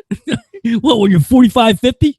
I am 45. Even worse. The weather gets nice. We're taking him out. Yeah. Just tell me what field around here. Right down the street. Well, you can do it. Okay. 300-foot home run. Yeah. Not even 300. 250 he's not hitting out. Yeah. I think you're. I am. Easy. You hear that? 300 is a football field. You can hit a ball. You can hit a ball from the end zone to end zone. Come on, B, stop. People listening to this shit. We need to get him sign a waiver because when he blows his back out, we're not being held responsible. I'm not. I know how to hit a ball. Oh yeah, like we don't. Because you know how to hit a ball, think you can hit 300 feet. You don't overswing like that. That's just not. It's all about mechanics, brother. It's all about mechanics. It is. You overswing. That's like, who are you talking to, man? Those guys in the home run contest, they always blow out their backs because they think it's all about their backs. It's not. It's not about swinging as hard as you can. It's about transferring the lower body. What are you telling? I know what it is. With that being said, and you've seen these legs, you know what they can do. I haven't seen shit. What are you talking about? I've seen your legs. Come on, baby. What are you talking about? I played softball one season with you, and I didn't see anything that would tell me that you could hit a ball 300 feet. Add 10 years. Yeah, that's 10 years ago. It's just not happening. He's just fucking with us. He's been fucking with us. The field goal shit, this shit here. Like I'm saying, I'm here with the number one athlete in the area. We know guys that are far more athletic than you right now who can't do what you're saying. You know, Fine. All right. All right. Don't stop giving him a hard time okay. because we're gonna get it on camera and we're gonna Right. watch the fail. It's going to be a The failure shame. happen. Yeah. Just got to make sure. I want some stipulations here. Like No stipulation. The No, ball comes in, you hit it 15 out. 15 warm-ups and then You pick the whatever. simulations. Yeah. You go with whatever 15 you want. warm-up swings. I think you know, you're like gonna hits, tire yourself up at and then 15. boom. And then I got 15 shots to do it. 2 weeks ago, I couldn't get out of the chair. Hey, well, I tell you, you pick the stipulations. I'm not telling you to get warm up. I would want to warm up too. Yeah, absolutely. We're going to let you just go out there with a wooden bat and try to hit a home run like that. That's you know? the best part. He threw wooden out there. Yeah, he's Nobody, going to put a wooden nobody even bat. told him to do Yeah. that. He I volunteered. can't that hit with one. aluminum. I couldn't. I can't. I even ask him. I brought my own bat to the games because I couldn't. And then they checked my bat. It was on the list. Dude, It was well, on due the list. respect, me, I don't remember you being the superstar of that softball team. I really don't. No, I didn't play a lot. I always got His stuck back at I always got stuck on the sideline because other guys had to get in. It wasn't really. Oh, it was a political thing. Oh yeah. I No, remember yeah. you playing second base while I was pitching. I don't remember you not playing. I played first, and then he put me. Chris in played outfield. first. No, I played first and second. I might have played What kind second. of pitches do you a couple do? What kind of pitches do you want? Overhand, underhand? Are you kidding? Really? I don't. What do you want, high arc No, or I'm fast telling you. pitch? What do you want? Tell me. Oh, what is it? Am I Don't make a difference, man. No, I'm just you pick the curious. What are you stipulation. talking about? Softball or baseball? I'm asking. Oh, you can hit a baseball too now? No, I'm No, just I asking. thought I was hitting a baseball. I thought it is baseball, which goes farther, so it'll Yeah. help. Yeah. But my thing is, just give me the scenario. Who's What do you throwing the need? pitches here to you? Mikey is. He's picking everything. What he picks the pitcher, he picks the style Mikey of can pitch. throw. It's just Yeah. put him right there. A little high, a little outside. Perfect. High and out. So you want to go Oppo? Oh yeah. Oh jeez. So here's the deal. So if he's at the ballpark, he's at Citizens Bank, he's at home plate, they're throwing pitches. This guy's hitting the ball over the fence. He said yeah. He said yeah. All right, whatever. Maybe I can get with something now. The second, when it gets warmer outside, we'll do this. Who's got a fence around here? There's a lot of fields. Yeah. All right. We'll find one. It'll be good video, you know. What- I think I'll put a Did you ever play the GoPro on ones his up, head. playing the games up at Humeville off of Humeville Road? Yeah, of course. Those. Have you ever jacked one out of them? No. Me neither. And Newville. Okay, great. So in that close to it? Well, who Isn't that cares? close When'd you to do that? When'd you do that? 20 years ago? Yeah, but you're not doing Yeah, it. 20 years But you're not doing it now, though. You're simply not doing it. That's all. That's all. I'm not Swing and a miss. I'm not coming at your manhood because I can't do it either. I am. He is. It's him running the bases is like Fred Flintstone in the cartoons. The little legs yeah. going and nobody other body parts moving. Yeah, okay. What does that mean? Okay, what is that? I don't know what that means. What does that mean? I don't know what that means. All right, let's speed this up. No idea. What that do was you only throw that in? What are you even talking about? Only because I'm assuming you want to talk briefly, very briefly, please, about the Flyers. Can we at least, Yeah, or can we skip? they're trying to blow it. Can we skip them? Yeah, it's just skip them. Okay, good, Yeah, thank because you know what? It's no sense talking about them until they do something. Because that's I've been worth talking I've been about. openly rooting against them, like openly. No, it's no reason to root against them. It's just I don't you don't have to root against them. They're trying so hard not to make the playoffs. They can't help themselves. 2-2 in this game. Is that Yeah. what the last? Yeah, I they saw just still? they just blew an easy goal, so it doesn't really matter. Point being, Yeah, before we get to the Wall Report, I'm sure is coming soon. yeah, I'm gonna tune that in. Because this really isn't a Wall Report, it's just something I tweeted the picture, the screenshot. Did you see that the North Carolina Mississippi State basketball game, the women's game? Yeah, Not North Carolina, UConn. UConn's the best girls basketball team I ever saw. They were up at one point. I tweeted the picture. Wait, how many times they won? Have they won winning this thing in the last couple years? Yeah, they win every year. I mean, we'll go last 5 years, every right? Single year. Probably, yeah. They took over. So that. at one point, they were up 81-18. Keep in mind, this isn't the 1 versus 16 match. This was the 1 versus 5 match. This was a Sweet 16 matchup. Jeez. 81-18 against a team that's the top 20 ranked in the country. Even I know that UConn girls basketball is good. That's sickening. Could they beat the Sixers? No, I'm just kidding. Maybe I don't want to get that started. that would be cool though. It's not good. Is it good for girls basketball that a team like this keeps is winning one of every the year? things they've been talking about because some writer put out a whole article about how it's not good for women's basketball. So somebody asked REM and he got upset. He's tired of hearing this question. Or do they want them to be bad? Do they want them to get bad? Is that what they want? Is it what they rather see them do? So the rest of women's college has a chance. Is that what the point is? I wasn't alive during the UCLA era when they were in like the 60s, whatever it was. Like, was it bad for basketball? No one, because they had great players. They had great NBA but stars in those teams. Did it make it not fun to watch? No, the fun was trying to see somebody beat them. That's all. That's the thing. That's what you watch about Golden State now. You want to see if anybody can beat them. That's the whole challenge of the whole thing. Yeah, it's still different because NBA people do literally lose. Like UConn women, they literally don't lose. They have not lost yet, and they're probably not going to lose. Yeah. So it's a little different. That's because obviously NBA is different. They can be beaten and they have been beaten. But yeah, I don't think it's bad for the sport. It's because they said it's fun to see. It's fun to watch them to see if they can get beat. Right. I think the problem is that it's women's college basketball and nobody cares if they get beat. Like if there was like Duke, let's say Duke was just running the table every year, undefeated every. Like, we know these other teams. We know North Carolina. We know these other good teams in college basketball. Like, but could you? I mean, obviously you can't name anyone in women's college basketball. Neither could I. But could you even name another good team? What was that Tennessee Vol? Then the Vol. They were good for years, right? The coach retired. The coach time was the end of them, right? Yeah. They're still good, but they're not. Yeah, but they had their runs though. They had a good 10-year run of always being up there. More than 10 years, probably. Right. Yeah. So no one complained about that.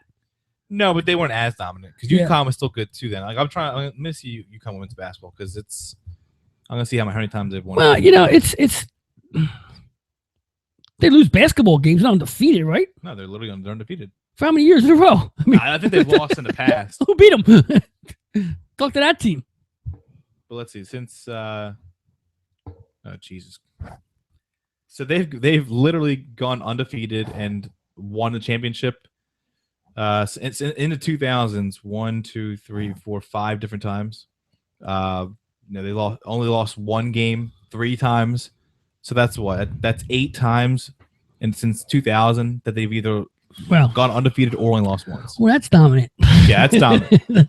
That's not complainable though. I mean, to me, let's beat them.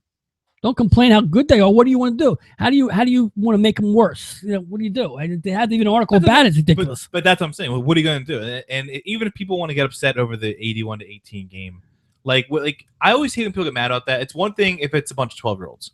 That's if you're running up the school, because we've all been in that game, whether you're on the good side or the bad side. You've been in a game where you're down by like 50 as a kid, and it's like, can we just end this? Like, this is a Sweet 16 game between real teams. Like, right. You can't just stop playing and hold the basketball.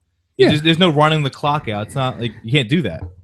It's not like football. We can just let's just start doing running plays. Yeah, just run the ball. Like you get a hold and get a shot clock violation every time because you feel bad. It's a non-story, really, is it? Yeah, but apparently I'm just saying not. If one writer got. But no, is it the only person? No. There's been numerous things about are they bad for the sport, or is it run up the score too much? I don't see how it can be bad for the sport. Is it good for other teams? No. So beat them. So, I mean, is it a recruiting thing too? Is that where they're getting the best players around the country? Well, I guess in women's basketball, you're getting the very best because of who they are. Look at it like this. If they're about to that's the team you want to beat. Championship. That's the team you want to beat. If you're that's what you're playing your whole game for, your whole life for. If you're not on that team, everybody's faced that team growing up. They always win. Oh, we got to play this team in this bracket. You know what I mean? We even did it with softball. Oh, they're the good team. They go undefeated. That kind of crap. It's the same thing. But like just because they're better, they play better as a team or something like that. You can't hold that against them. That's just utterly ridiculous. They're not holding anything against them. Well, the article came out, and I don't know if they're holding against the team itself. Sure they're holding about the situation. No, they're not holding against the team themselves. They're doing is they're obviously upset against the situation of watching the same team win for 4 years in a row. It's getting boring. It's boring for the press. It's boring for the writers. They don't want to write about the same shit every year. They go UConn. Eventually, it doesn't. The writers are getting bored of it. What are you going to after the third one in a row? It's like what do you ask Michael Jordan after the third time? How does it feel to win your third? It feels great. Better than the best one of them all. You get the Gino, point. Do you think you can do it again? Like, yeah, no, yeah, I can do it again. Of course I can do it again. Yeah, I said it for 4 straight years. Of course I can do it again. Exactly. I know how that is. I mean, I don't know how it is. We never get to win anything in a row around here. If you care, for the most part. Okay.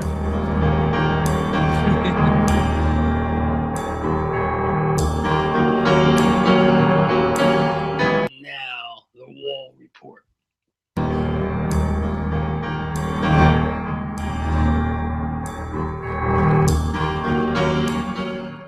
It's time for the Wall Report. Got some stuff to catch you up on. Now, I want to start things off with a sad story. Unfortunately, looks like I don't know if you heard about Craig Sager, his leukemia. Looks like he's actually said his doc say he's not going to make it. They had a brilliant show on HBO. Real Sports did a nice. If you haven't missed that one, check that out. It was real. I didn't watch that, but kind of sad because it is sad. Yeah, I wasn't a Craig Sager fan until I watched that. I didn't know he was sick. I thought I still remember seeing his crazy bow ties. Yeah, it's basketball, so you probably really wouldn't. No, I don't know if you know or not. Well, I know. He's the guy with the weird suits and ties. Well, no, we used to make the guy with the good fashion sense. We did. When we spent one of our years on the radio. I don't think this is offensive to say. He has the gayest, but not in a bad way, gay. Like he has like, if you look at his style, you go, oh, he must be gay. Like no, he's just listen. If you watch, bow ties, handkerchiefs, like he's. If you watch the HBO show, they go into his closet at his house. It's a walk-in closet. Amazing. It's colors. Yeah, it's just, he's got shoes. Probably a rainbow exploded. No, even worse. It's like it's like something out of Follow the Yellow Brick Road. It's like I was just saying Willy Wonka. Yeah, even better. Yeah, exactly right. It was a very good story though because it Craig Sager he's kind of like not a creepy guy, but he was like you could say he's creepy. None of this is like a bad. Like I'm saying, he's a gay style. It's just he's kind of. What brought him out to was he's a weird guy. What Popovich and him went through back and forth, the arrogance back and forth between the two of them finally became a joke thing. Oh yeah. To where now they're friends and whatever, and it's because Sager asked the typical sideline questions, and Pop is not going to. Yeah, and they went back, but if you listen to him talk and see what he's going through, you find a lot more respect for him than you did when you saw him out doing these interviews. He's a different guy, obviously, and he had his own niche, which was good because made a career out of it. And he ain't dead yet, man. That's the problem. Is they said that it's no longer his leukemia is no longer in remission. He's actually only given 3 to 6 months left. Well, yeah, but they keep doing that to him, and he keeps beating it. In the story they say how he went through 24 hours. 14 days in a row of chemotherapy, which is impossible for a human being to do. And he did it and he got rid of it. But whatever he has just keeps coming back. I'm not sure which. I think it's leukemia. Yeah, right. Yeah, leukemia. Yeah, well, that's brutal, man. Give him 3 to 6 months to live. I don't know if that would be like liberating. Don't tell me. No, I would. Oh, you're going to live forever, Mitch. Don't worry about it. Okay, cool. No, I think I'd kind of rather want to know that. Why? Well, that you're going? No, like if I was like sick. I don't want Mike Walpole to be, hey, you're going to die in 2 years. Like, because that would have to be something tragic. Like, I'm not a sick person. I'd be out of hand, man. but if I was in a situation, I would want to know it because then I would go. Out of hand. I'd go and travel and do the stuff you said. You know what? Screw it. I'm doing it. Yeah, all the stuff you never had time for. First, I'm gonna go out and take some people with me. Get a cancer list together. Just kidding, that guy. What a good movie that would be. Not a good movie. Man, that'd be good. Well, Walking Dead's better. Yeah, so is better. Yeah, same thing. Season finale this week. Oh my god, eating people, chewing on flesh. I'm gonna get a quick sidebar regarding this because I remember I took a lot of heat for the Star Wars thing. When I spoiled it for people. Still haven't seen it. Here's my thing. Now I am not watching Walking Dead live as it happens because of WrestleMania. I'm gonna watch that live. I'm gonna DVR Walking Dead and watch it after. If my dumb ass goes on social media after 9 p.m. that night, I deserve to get spoiled. Well, it's a 90-minute one, so you get 9:30 now. Well, WrestleMania goes to 11. Yeah. So at 11 o'clock, keep in mind my phone will be off because I had no need to go on the internet, and there's nothing else my phone's needed for. I'm going to turn it off at 11 o'clock and watch Walking Dead. At 12:30, I'll turn it back on. And you guys can't spoil it because people are going to try to spoil it. People are going to try to get me. Get even. Because they know I have somebody who really wanted to fight me. He actually really wanted to fight me because he said, I've been waiting years for this and you ruined it. It was like a friend of a friend who I'm like associated with. Like he knows me enough to where he could like find me. Walking Dead, educational TV. Nobody's claimed it to be educational TV, but I'm sure. Sure is a hell of a lot better than freaking what's that show? I can't think of the Liv name. Schreiber, Donovan or something like that. Ray Donovan. That's an educational show for you. So like I said, I'm going to avoid it at all costs, and then obviously we'll talk about it on Monday. Well, you're not here. We'll text about it. Is that the show? Walking Dead? Didn't they have the after show where that guy from Chris Hardwick? Oh yeah, the guy from Talking Dead. Talking Dead. He still does that? Yeah. Oh yeah. Annoying character he is. Chris man. Hardwick? Yeah. You ever watch? He's you Chris ever watch him on that show at nighttime after midnight? It's called At Midnight. That show is hilarious. Points. Yeah, that show's hilarious. Hot points. Sometimes it's good when he shuts up. It's good when he lets the people he's on. Funny himself. He ain't that funny. No, he's not. He's funny. No, he's not. On that show? He's funny. No, I don't see that. I think the people he has on are funny. The comedians he puts on. Well, yeah, they're supposed to be. They're the comedians. Yeah, but I'm saying, but when he talks too much and he thinks he exaggerates on everything, takes away from them. Have you actually seen the show before? What? I watch it every night. I watch every night. I like the show. Wow. I just think it annoys me with him and his points. I don't think he's giving out points. The way he does it, it's annoying. Points. Okay. Walking Dead, educational TV. That's exactly what it claims to be. Say for educational purposes only, no entertainment value. Exactly. If a zombie, you see what? If a zombie walks through the door, you're dead. Be- Mike, you know what to do. He'll be that guy who's like first experiencing zombie, and you're like, just stab in the head. We're looking like, yeah, just stab in the head. And he's, and he's panicking with no idea what to do. I'm shooting in the kneecaps, B. Yeah. Oh. And we're looking at Oh, you're one of those who think that zombies are coming to get us, huh? Never said any part of that. What part am I shooting then? Who am I shooting? I said you were on the show, you jackass. If I was on the show. You'd be that guy who doesn't know how to kill the zombie because you were like, know how to kill a zombie. I can't tell if he's either Eugene or what do you call it? No, Eugene's a man. He's Gabriel. His father, Gabriel. Oh, God, yeah. You get on the wall report before I fall asleep. You keep bringing it up. I didn't bring any of them. Education at its finest. Tune into Ray Donovan and watch Let's see. A guy rape a kid. Walking Dead, be hitting the 300-footer or going to sleep. Okay, go ahead. I'm waiting for the answer. So what would I do? Yeah. I don't know. I pulled a scissor out and I cut his nuts off. I don't know. What do you want me to do? Shoot him in the head? What is it? Is the axe or do I put a sword through him? Or do I say the magic word and he falls to the ground? Magic word. Or I feed him to one of my friends instead? It's a magic word. A couple of freak injuries in my spring training this past week or so. Blue Jays pitcher Drew Hutchinson. That's my team this year. What? Well, he was actually the opening day starter last year. He's not going to be opening day starter this year. So he has his last minor league start, his last chance to impress and make the team. He throws a strike. The catcher, attempting to throw somebody out at second base, threw the ball, hit Drew Hutchinson in the back of the head, knocked him out of the game.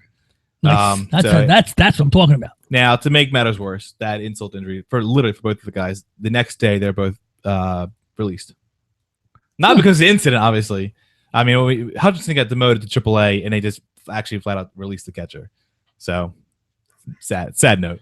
And Brewers pitcher Will Smith, not the actor, jiggy guy, not the jiggy guy, not get jiggy with it. But Brewers pitcher Will Smith, he tore his LCL, and he'll miss a couple months. That's a new bone. It's not a bone. It's a ligament. Yeah. Well, it's not. It's LCL. LCL. I said that. Wait, what is that? Is that different than the LCW? It's different than the PCL and MCL and ACL. So he tore his ACL trying to take his shoe off with his other foot. He was standing and he was bouncing on one leg, trying to take from the back. Everyone's done it. Take the shoe off. The thing in his ankle from the back. No, he just slipped as he was doing it, twisted his knee wrong. Oh my gosh! Trying to take his shoe off. So like I said, I love freak injuries. Give me this all the freak injuries. I love how they have. I've never. It's funny because like I said, you have all these finely tuned athletes, and they get hurt doing the dumbest things that we've never gotten hurt doing. And I've just proved my point. That's why I think I can get a 300. Stop. You're gonna start up again. Hawks point guard Jeff Teague. They had a game against the Detroit Pistons. He had 17. He had a double-double. They won by 17. Blew him out. So after the game, he's on the phone with his sister. He's away from the guys. He goes to get a pizza for the team after they won. They obviously weren't very appreciative because they left without him. They didn't realize he wasn't on the bus. I don't know how. NBA roster is only like 12 guys. So I don't know how you'll just misplace a guy. They just left, and they went to the airport without poor Jeff Teague. And some backstage guy called him on the phone looking sad with a pizza under his arm. They eventually did come back for him, but the poor guy just wanted to get his teammates some food for a celebratory win. The only problem I had with it, the way he was holding the pizza, he was holding it under his arm, like sideways. I guess at that point you kind of saying screw the pizza. Maybe you ate all the pizza and you went, I'm just holding the box to make you feel guilty. Just carrying an empty box around. Make you feel guilty. Yeah. Some more spring training notes here. Mets center fielder Yoenis Cespedes. He's obviously a weird guy. We mentioned how he's driving a $100,000 cars one day and riding a burro the next day to practice the next day. So fly ball to center field. I mean, it's over his head, but it's still in the park. And this is why baseball has one of these weird rules. Like, so the ball goes over his head and it lands up against the fence, but it's not stuck. It's not out of play. It's just sitting at the base of the fence. I saw this. Yeah. He tries to go with dead ball. Throws his hands up. I can't get this. You know what? I can't get this ball. What? I watched that. I saw that. You saw it? Yeah. I kept. So the guy meet stops. The Mets. Yeah, the guy stops at second base, and they're okay. And then eventually the ump comes on. Goes, no. And the guy circles. He gets a home run. The ump is arguing with Cespedes and center fielder like That ball's playable. Go get it. Flicks No, it I out. can't. He gets up to the smacks. He goes, right. That wasn't that hard. And he gets a home run for that. Like, but Well, what Cespedes said he was that when he at his angle, when the wall, it disappeared under the wall from when he was then running. take a step back. I know, but he did. I'm just saying. I'm just saying. Oh, What I know. do, but he I know. actually thought he was in Wrigley Field where he went into the and that was gone. Ivy. Yeah. He backed out. He would have saw it, but he didn't do that. But that's just typical Met baseball. That's why I put that right after Meet the Mets. This is what they're going to be this year. It's one of the quirks of baseball that no other sport has. Like a player can just decide, no, ball, stop the play, and temporarily everyone will stop. The guy did stop. It's second. Yeah. Then he's white. No, because that's a state you're just taught. Okay, that's a dead ball and stop. But like, you don't have the right to just decide. No, dead ball. Like no, the ball's just. Well, that's what you get for a guy. His name sounds like a venereal disease. Yoenis Cespedes. Yeah. See, come on. You got to take a little penicillin for that then. No. What? Randers, which is a Danish football team. Randers winger Jonas Boring, which is his last name. He quits the team after he finds out that his wife is actually sleeping with the captain behind his back. Yeah. That's poor. Yeah. That's poor. Left, but it ain't boring. Hey, they gave the Hulkster a couple million. Left Boring for the captain. That's sad. Yeah, about the whole Hulk Hogan thing. That's crazy. 115 million. He's a rich man. All because I'm nothing to look at, but if you really want to take a video of me doing that for $150 million, by all means, go ahead. And it's funny because you see Linda came out and Linda Hogan and said, "Oh, it's disgusting how he did this." Like, first of all, she get a piece of that. You're probably Right. she can't because she's divorced, but somehow she's gonna be. Yeah. She's only calling it disgusting because she's not getting a piece of it. Mm-hmm. She already the Flyers scored. Oh, great, sad. That's good for my pocket. Hey, baby. I hate Linda Hogan. She's a gold digging. Yeah, that whole thing is. I was listening to Stern this morning talk about it because he was close to both Bubba Sponge. I hate him too. Was it last week I went nuts on the Bubba? You just like Bubba Sponge. That should be your name. I can see you doing something. I got $150 million for giving it to her brother. That's right, you did. Yeah, she liked it too. Dwight Howard. That's the one video I'd miss, man, for sure. Yeah, I didn't click on that when I saw the link pop up on World Star. I was like, yeah. You want to see the Hulkster's touch going back and forth like that real fast? I'll pass on this one. Hulkamania running wild on you, baby! Ah! Yeah. All right, well, Dwight Howard was caught using stickum on his hands in a game, and he came out to the game and admitted, "Yeah, I've been doing this for years." Apparently, he didn't think there's anything wrong with using stickum. It got to the point where I put a little stickum on that myself too, brother. Yeah, it's horrible.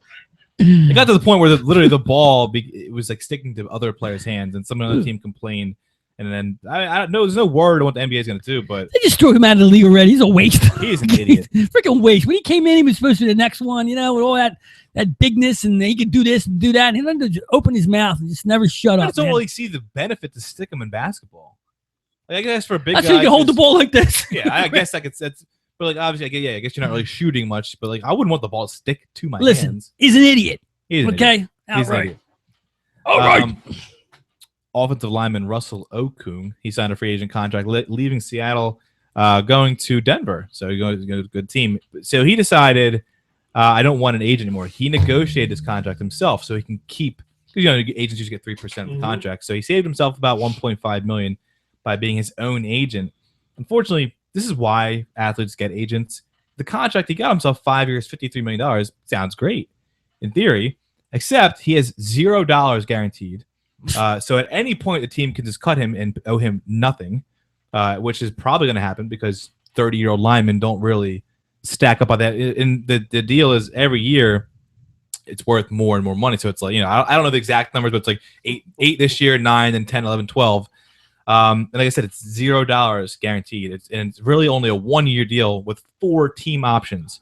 So to hire an agent. End of story. Hire an agent. It's not smart. You saved yourself $1.5 million by not. In other words, $50 million wasn't good enough for you. What agents getting? What do they get? 10%? 3%. 3%. Jeez, come on, man. So that's the thing. But like, so let's say after this year, That's what agents getting now. 3%. That's it. Yeah, that's all they've ever gotten. Yeah, Really? it's pretty much ballpark. Yeah. Yeah, I guess for $1 million, billion contracts, whatever. Yeah, when you have a client list of 25 guys. Yeah. Signing, that's $1.5 million from 25 guys. It's a good living. Cha-ching.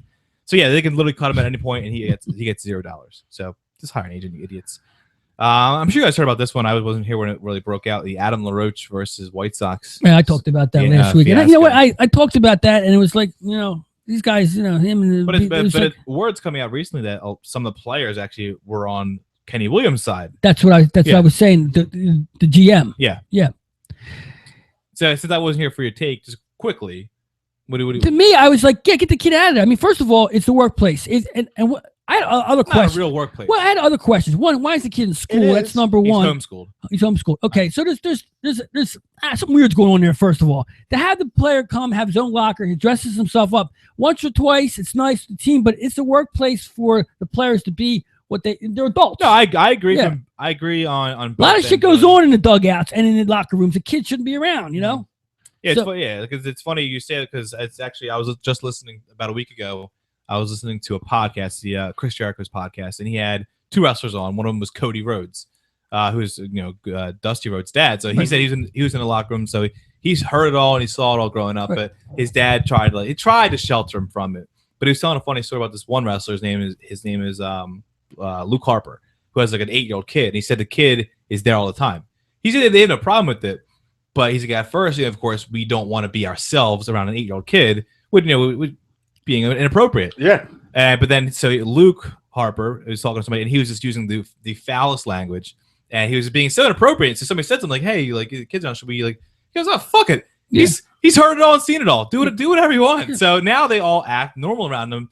Obviously, it's WWE locker room is a little different than a major league locker room. There's a lot of things. There's probably the guys probably couldn't be themselves. Well, also, there's legalities to it. I mean, you got there's. You're in a workplace. There's insurances. These players. There's different situations there. I mean, to me, as a general manager, get him out of there. How would you like to lose your trip over that kid and tear your knee and lose your $30 million? Even that. It's not the point. All right, first of all, we need to restate this. He's not a kid.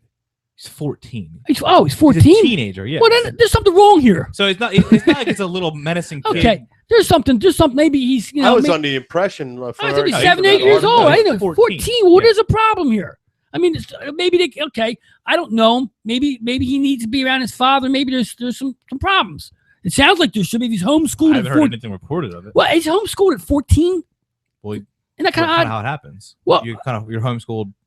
Well, I mean, at 14, you're in high school now, right? Yeah. I don't know. I thought homeschool is basically for younger, like when you're in your mainly for celebrities, really, not really for. Well, something's weird here because usually it's either for uptight parents or celebrities. Well, here's the thing: is there a mother involved here? Is there a wife? I assume so. Well, I don't know. It sounds like there might not be. He's around the dad all the time. But you're 14. Your dad's giving up $13 million because. Yeah, that's funny because I was talking to my dad about this, and I said, "Dad, look, I love you, and I would love to hang out with you. But if you ever turn down $13 million because of me, I'll shoot you." I would feel guilty. Yeah, I would be mad at him. I'd be extremely mad at him and say, "No, I'm leaving. Go back to work, please." So that tells me there's something we're missing here because at 14, the kids should be able to say, "Dad, take it easy. Don't blow my whole future and all our money because you want me in this locker room." You're not that good of a player, right? And why there's not going to be any more contracts? And the other thing is too, the kid's not socializing with kids his own age. He's not hanging out. So there's other things we're not seeing the whole story here. And obviously, they don't want to tell us the whole story because there's more to it here. And maybe it's. I don't know. I don't want to say the kid has a problem or something like that, but it sounds like there's something more to this than just hanging out with your dad and hanging out for the day. At that age, that's why I was surprised to hear. When I heard I was misinformed, he was 7, 8 years old, that makes a little more sense that he has apparently he's been doing it since he was like 7 years old. On this team? No, he's been with Nationals and he's been around. Oh, so this has been going on. He's been with all these teams in the locker rooms? Yeah, he's always been around. No one ever had a problem with it until the White Sox. Maybe because you got to be 14 years old. This is only his second year with the White Sox. Yeah, but I'm just saying, maybe if you have to have your kid around you at 6, 7, 8 years old, that could be okay because your comprehension there to what's going around might not be as focused as you are as that 14-year-old. When you start picking up things, bad habits, stuff like that, you're getting. If you have friends, everybody's asking you to see what's going on. It's different. Is it? I've got a couple quick things. Then I'll move on. One is because apparently it was like negotiated and talked about beforehand. Like, hey, my kid's gonna be here and then all the time, and they said, yeah, that's fine. They didn't realize he literally would be there all the time. Yeah, sure, no problem. Yeah, exactly. It's one of those, no problem. But again, at the same time, because a lot of people I was reading the comment sections on the video, the article was just like, wow. who you can't bring your kid to work, and like people are like going off like, well, where can you do? Like you can't do that. Exactly. That was my point too. Okay, but stop acting like this is a 9-to-5 office job. You're a Major League Baseball player. It's not the same. It's not the same if you bring a kid to work. It's not the same if I brought a kid to work. No, wait a minute. This is their job. It's their Doesn't job. matter. Job It's is a job is a job. No, it doesn't it's matter. not. No, it Yeah, is. it is. Listen, well, I'm a bartender. When I was a bartender, I brought my daughter to the bar. Would be okay? Yeah. The bartender was never a job to me, man. It was a good time for me. It was Exactly. That's exactly my point. Like if your job but it was a DJ, No. my kid can't come. My kid. not my employer disagrees. No. The person paying the bill disagrees. You can't just if you're working for somebody. I agree with that with a boss saying, but when the boss gave the okay for it, see, there's too many legalities. Like you said, if I was like friggin' walking through and the kid was playing around and somebody gets hurt, who covers it? Like who covers that guy's contract? His family, or do you sue the team? Exactly, Which is it? because the team let him there. You're getting to the point where, like, you say no, but people sue for because there are always family in the locker room. They didn't care that he was there. They cared how much he was there. You said if he trips over a kid, okay, but the second baseman's kid's there on Monday, the pitcher's kid's there Tuesday. It's annoying. It's annoying. Kids are always there. It's not a problem. Obviously, Mike, it was annoying to the rest of the team. They had enough. But he's talking about legalities of tripping over a kid. Well, that could happen. But there are always kids there. Well, illegal. I don't know. I don't know about that. Dugout, maybe the Bat Boys, but like, well, they're not in the dugout. I mean, you see, first of all, let's get one thing straight. This is a job, regardless of how if it's easy or hard. It's not different. It is. It's simply. How can it be different? You're getting paid paycheck for doing a job. How is it different? It's not just a normal. You can't. I didn't say it was a normal job. He is 9 to 5. It doesn't matter what time. Normality is only for the person doing it. Yeah. Okay. To me, going tending bar was a job for a lot of other guys I played with, so to speak. Yeah, I know. Okay, they hated it. It was a tough job. For me, it wasn't that. It was a night out. So I treated it different. So that being said, that's how I put it. So in baseball, you got a guy coming to the game every day who's trying to make a team, be a part of this team, doesn't want someone else's kid in front of him at the time when he's doing it because to him, it's his job. Now, the other guy's saying, well, hey, I'm having a good time having my son here. It's not a job to him, but it's still a place of employment. And I didn't say it wasn't a job. I said you can't treat it like it's a 9 to 5 job. You can't treat it like a desk job. Well, 9 to 5. Well, take out 9 to 5 because I never worked a desk job. Okay, well, I never worked worked like that. Well, but it's your employment. It's where you go to work. Okay, and when you go to work, it's work, regardless if you're having a good time or you're playing baseball, football, basketball, hockey. I'll compare it to something that's not sports related at all. If you're a housekeeper, if you're a housekeeper and you got stuck, you need to bring your kid to work one day and one day. Okay, happens all the time. Exactly, and that wouldn't be a problem, would it? One day. If I had to bring my kid to my job every day, no. If I had to bring my kid to my job. No, they would say no. Your kid can't be here. Right, and you have to make exactly. My job's different. But I'm saying a housekeeper can bring their kid to a job for a day. It depends on who they're working for. And the employer. It all depends on the employer. But see, Mike, you're saying housekeeper, but you say, oh, just because the housekeeper means automatically the kid can come with. No, I said if you said to me, Chef, can my kid come to work one day? I'd have to talk to the owners. And then maybe they could sit in the corner and color or something like that, or at table 301 because we don't use it at lunch. Or you're taking the fact that it's a major league sport and comparing it to because it's a major league. I'm comparing it to situations. 9 to 5 doesn't mean anything to me because an overnight cop working over last out shift can't do it. In fact, probably no cop can bring their kid to work. You know what I mean? It all depends on who your employer. That's my point. It's your employer. You're literally making my point. We can't treat every job like it's the same job. Well, no, we're not trying to do that. I don't care what the hours you're working. That's fine. I understand that. But you can't say that being a major baseball player, it has to be treated exactly the same as a guy going to a desk job. No, it depends on the employer. And the employer said, no, you know what? You can't have your kid here. Yeah. All the time. Once in a while, I think a lot of places would be like, once in a while. No, that would never happen to my job. But jobs like that, no, you can't bring a kid. You can't bring a kid. I understand that, but if you did have an employer who said you could. If whoever owns your place, whoever runs your show, made a ruling. Say, yeah, Mike, you can bring your kid that day. Bring it. Bring him that day, but don't bring him every day. or don't make a habit of it. It depends. Sounds like it almost became like, well, we let them do it. Ridiculous. Bring your kid. They didn't think the kid was going to beat her every day over the past 7 years. Bro, she's a good ball player. He's okay, right? He's a decent first baseman. Yeah, he's all right. Yeah, well, he's Sure, how many? I think you're just missing the whole point of my argument. No, I know what you're arguing. You're saying I understand what you're saying, but it's only true if ownership or the boss says it's true. It doesn't matter what type of job. It doesn't matter. I'm going to say that it doesn't matter what type of job you have. It all depends on who owns what's the company is. What's the company policy? Obviously, if I had to take my daughter to jobs with me, I mean, I've done it already in the 30 years I've been doing what I do. I take her in, she comes with me, and she can do it because I allow it.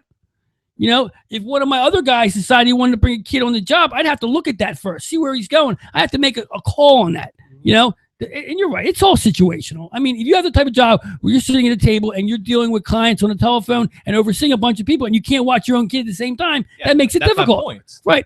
I mean, I understand what you're saying there. And equating that to the baseball situation, it's playing full time. It's 180. You know, it's completely different. That's the point. You can't just say you can't bring a kid to a job. Every job is different. Well, I understand, but every boss is different. Every owner, every rule maker is different. It does actually. No, I got to disagree with that. I mean, when it comes to boss, because like I said, in every single clubhouse in every sport, you're allowed to bring your family in. I'm not saying every day. This isn't talking about everyday thing. Ownership says you can. In every sport, you're allowed to do it. Ownership says you can, Mike. I'm telling you, in every sport, MLB doesn't say you're allowed to bring your kids in there. Okay, but ownership does. But in every sport, it happens. Okay, I mean, it does happen. If you're a mortgage closer, where you're constantly meeting with people all day, they come to your office, sign mortgage paperwork. You can't have your kids sitting at the table just hanging out like this. You can. No, you can. You absolutely can. You can have them sitting over there while you're doing a mortgage closing. You can have it. You can set them up, sit them over there with a coloring book, and tell them to be quiet for 4 hours. No. You can do it. I mean, yes, you can. It's been done. No. What do you mean no? I'm telling you can't. What do you mean you can't? It's simple. He comes in, he sits at the desk. I see you with Mrs. and Mrs. Smith. I close out the mortgage, and then the kid gets, come on, we're going to lunch. Just made a big shitload of money. Nope. Continue. Yep. So Rule 5 draft. Do you know what the Rule 5 draft is, Cashy? God, no. Yeah, I probably should do it. I know. The Rule 5 draft. Did I bet on it? No. It's a draft in major leagues where every team is a 40-man roster. If you've been in the league for X amount of years, I know that. And you're not on a 40-man roster, you're up that I know. The draft. So the Braves drafted Evan Rootsey, is actually how you pronounce his name. Doesn't look anything like that. But the Braves drafted Evan Rootsey from the Yankees. Rootsey he thought he was a shoo-in to make the Braves. Oh, also, you have to be on the roster the entire year. If you're, for every reason, not on the roster, get sent back to the team. He must have thought his spot was locked up because he started telling them how much better the Braves are than the Yankees. Love being here. I hated being with the Yankees. It wasn't a comfortable thing for me. He didn't make the Braves, got sent back to the Yankees. This is why you don't burn bridges. Right. They had to take him back because he didn't make the team. He gets automatically sent back. That's how we got Victorino, right? We did get him in the Rule 5 draft. It's good. And we got Herrera. Yep. So same. We've had a good success there. But yeah, you don't talk negative about your employers when there's a chance you may have to go right back there. I'm assuming his Yankee career won't be very fruitful in the future. I would suspect. The NFL had their owners and GMs and coaches meeting, whatever they have it recently, and every team's allowed to bring your own proposals for new rule changes. So the Ravens, they had their own rule change that they brought, and this is actually pitched to the league. I don't know how it works, but their rule change they proposed was, usually with ineligible players, or typically ineligible players, they're linemen. They have to report to the ref announces it, you can line up, do your thing. Ravens rule changes, they not only have to go to the ref to report themselves, which is announced, they also need to come out wearing a different colored penny, like 7-year-old soccer players. They have to wear, you know what a penny, obviously, right? Uh-huh. You must wear that during the play when you're just to really show that you're now eligible. That is the dumbest thing I've ever heard. Yes. They actually pitched this to the league. I can't imagine. How could you think just because you got burnt by Belichick and 5 straight playoffs doesn't mean you can just say, yeah, you guys have to start wearing pennies now over your jersey to cover your. I guess I don't know if he has to cover your. I don't know what. I don't know what their thought process behind that was. Florida sports radio host Craig Mish reported the Mishman. Yes, the Mishman The Marlins are having a little friendly batting practice home run derby one day, and the rumor is, and this has been confirmed apparently by a couple coaches, Barry Bonds at 51 years old beat out Giancarlo Stanton, the star power hitter for the team in the home run derby. At 51, Bonds. Well, you must have been real juiced on that one, man. He must have had the extras going. He's looking slim. Florida these days. Probably had an IV hooked up to him in that one. Have you seen? He's looking slim these days. You can tell. It makes him look like he's roiding that much more because how slim he is these days. He stole the orange juice. It's the orange juice, I swear. Uh, Florida orange juice. A former Bonds. St. Louis Cardinals pitcher. His name is Tyler Dunnington. He played 1 year minor league baseball. He pitched pretty well. Actually, he was like 4-2 in the ERA in the threes.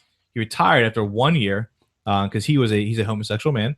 He's in the closet, and he said there was just too much homophobia in the locker room, so he retired from the sport. But that wouldn't cost me.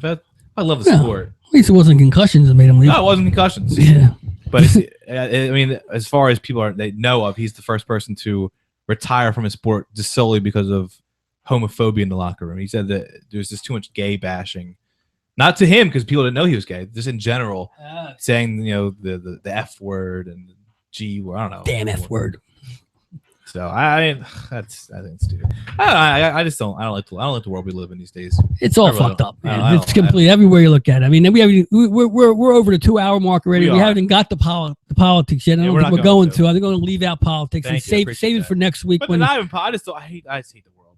Like what happened today? And I'm not trying to offend anybody. What happened today when you can say, "Oh, that's so gay," and not offend somebody? I don't. It's just like it's just gonna say. I don't mean it was just a slang word when we were mean growing up. I don't mean it as in, "Hey, that's so man kissing man." I mean, oh, that's so stupid. Like it's. I don't. The thing is, I'm not offended. I don't mean to offend people you. miss the point of all this politically incorrect crap is the fact that there's so many cameras. Once again, the media, everything you say gets amplified over and over again to a point to where that's why it is like it is. That's why you go back to the 70s, the Archie Bunker days, and where who's the comedian, the old guy?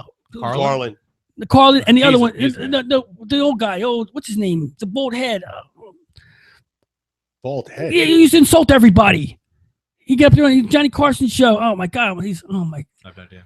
Before my times. Bald guy that used to insult the him. funny guy, the little Jewish guy. What's his name there? Don Rickles. Don Rickles would go up in an audience. The Chinese guy, the black guy, he would be yelling and making fun of everybody But nonstop. the thing is, you can still do that only if you're a comedian, because they're comedians. Even the comedians are getting chopped down now. Jerry Seinfeld won't go to colleges no more. But Jerry Seinfeld's not the kind of comedian I'm talking about. Yeah, I'm but talking about, he's like Lisa Lampanelli, right. But type, like the ones who and like listen, she's Anthony getting Jeselnik. Like they say awful things, right because it's a comedy show. but they're getting hit now. It's not you can't do that anymore because it's like when Michael Richards did it. He was kind of going that way too. Figuring his was a little. But he was joking. But he still was joking though. Funny, though. I know, but There's no punchline. Yeah, but the punchline was he was saying it. That was just the screaming racially. Yeah. But you know what I'm talking about. Words, It's the fact that if someone. But I agree. I hate the word. If you and I say something ethnic back and forth to each other, we use the N word, the B word, the G word, the C word.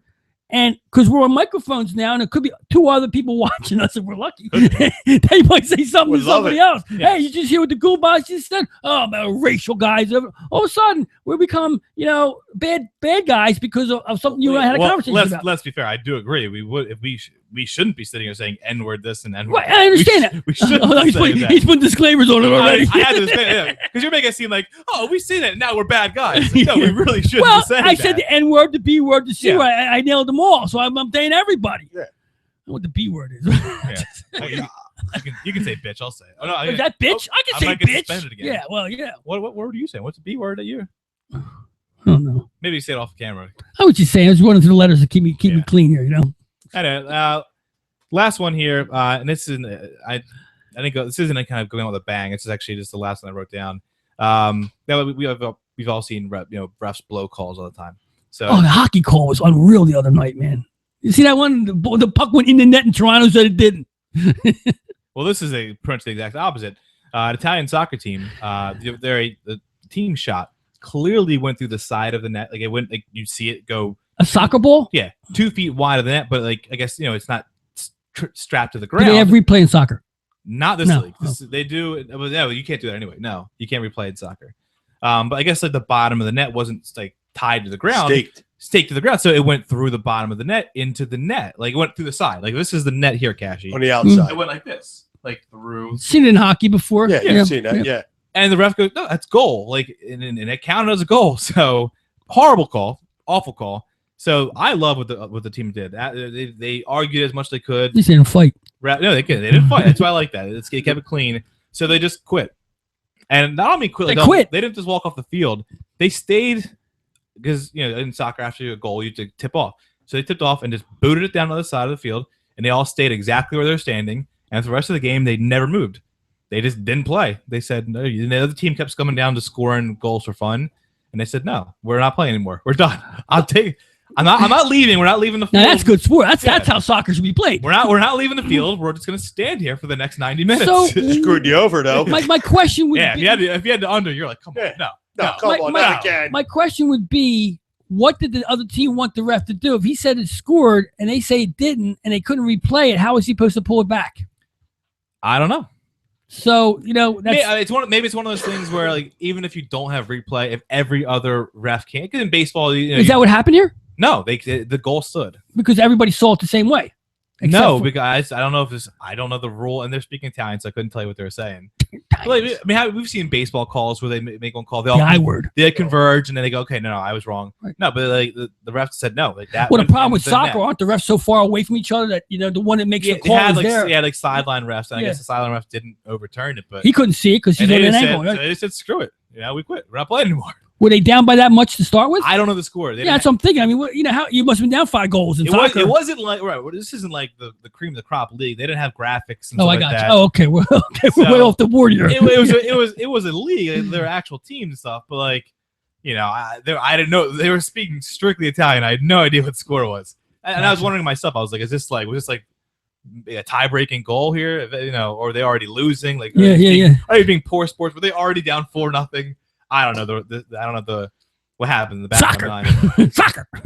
Well, yes word. Well, at least no refs were killed or during the filming of this game. I saw numerous stories catch and release for the referees. Numerous stories that I passed over. There was one goalie, one ref in Uganda who got killed. Murdered. Yeah. Another one where the road team fan jumped on the field and stabbed him in the middle of the game. Yeah. So I left those ones out because those are getting old. This is a new one. They went with a peaceful protest. Jeez, it's like working on a skyscraper in the 20s to be a freaking soccer referee now, right?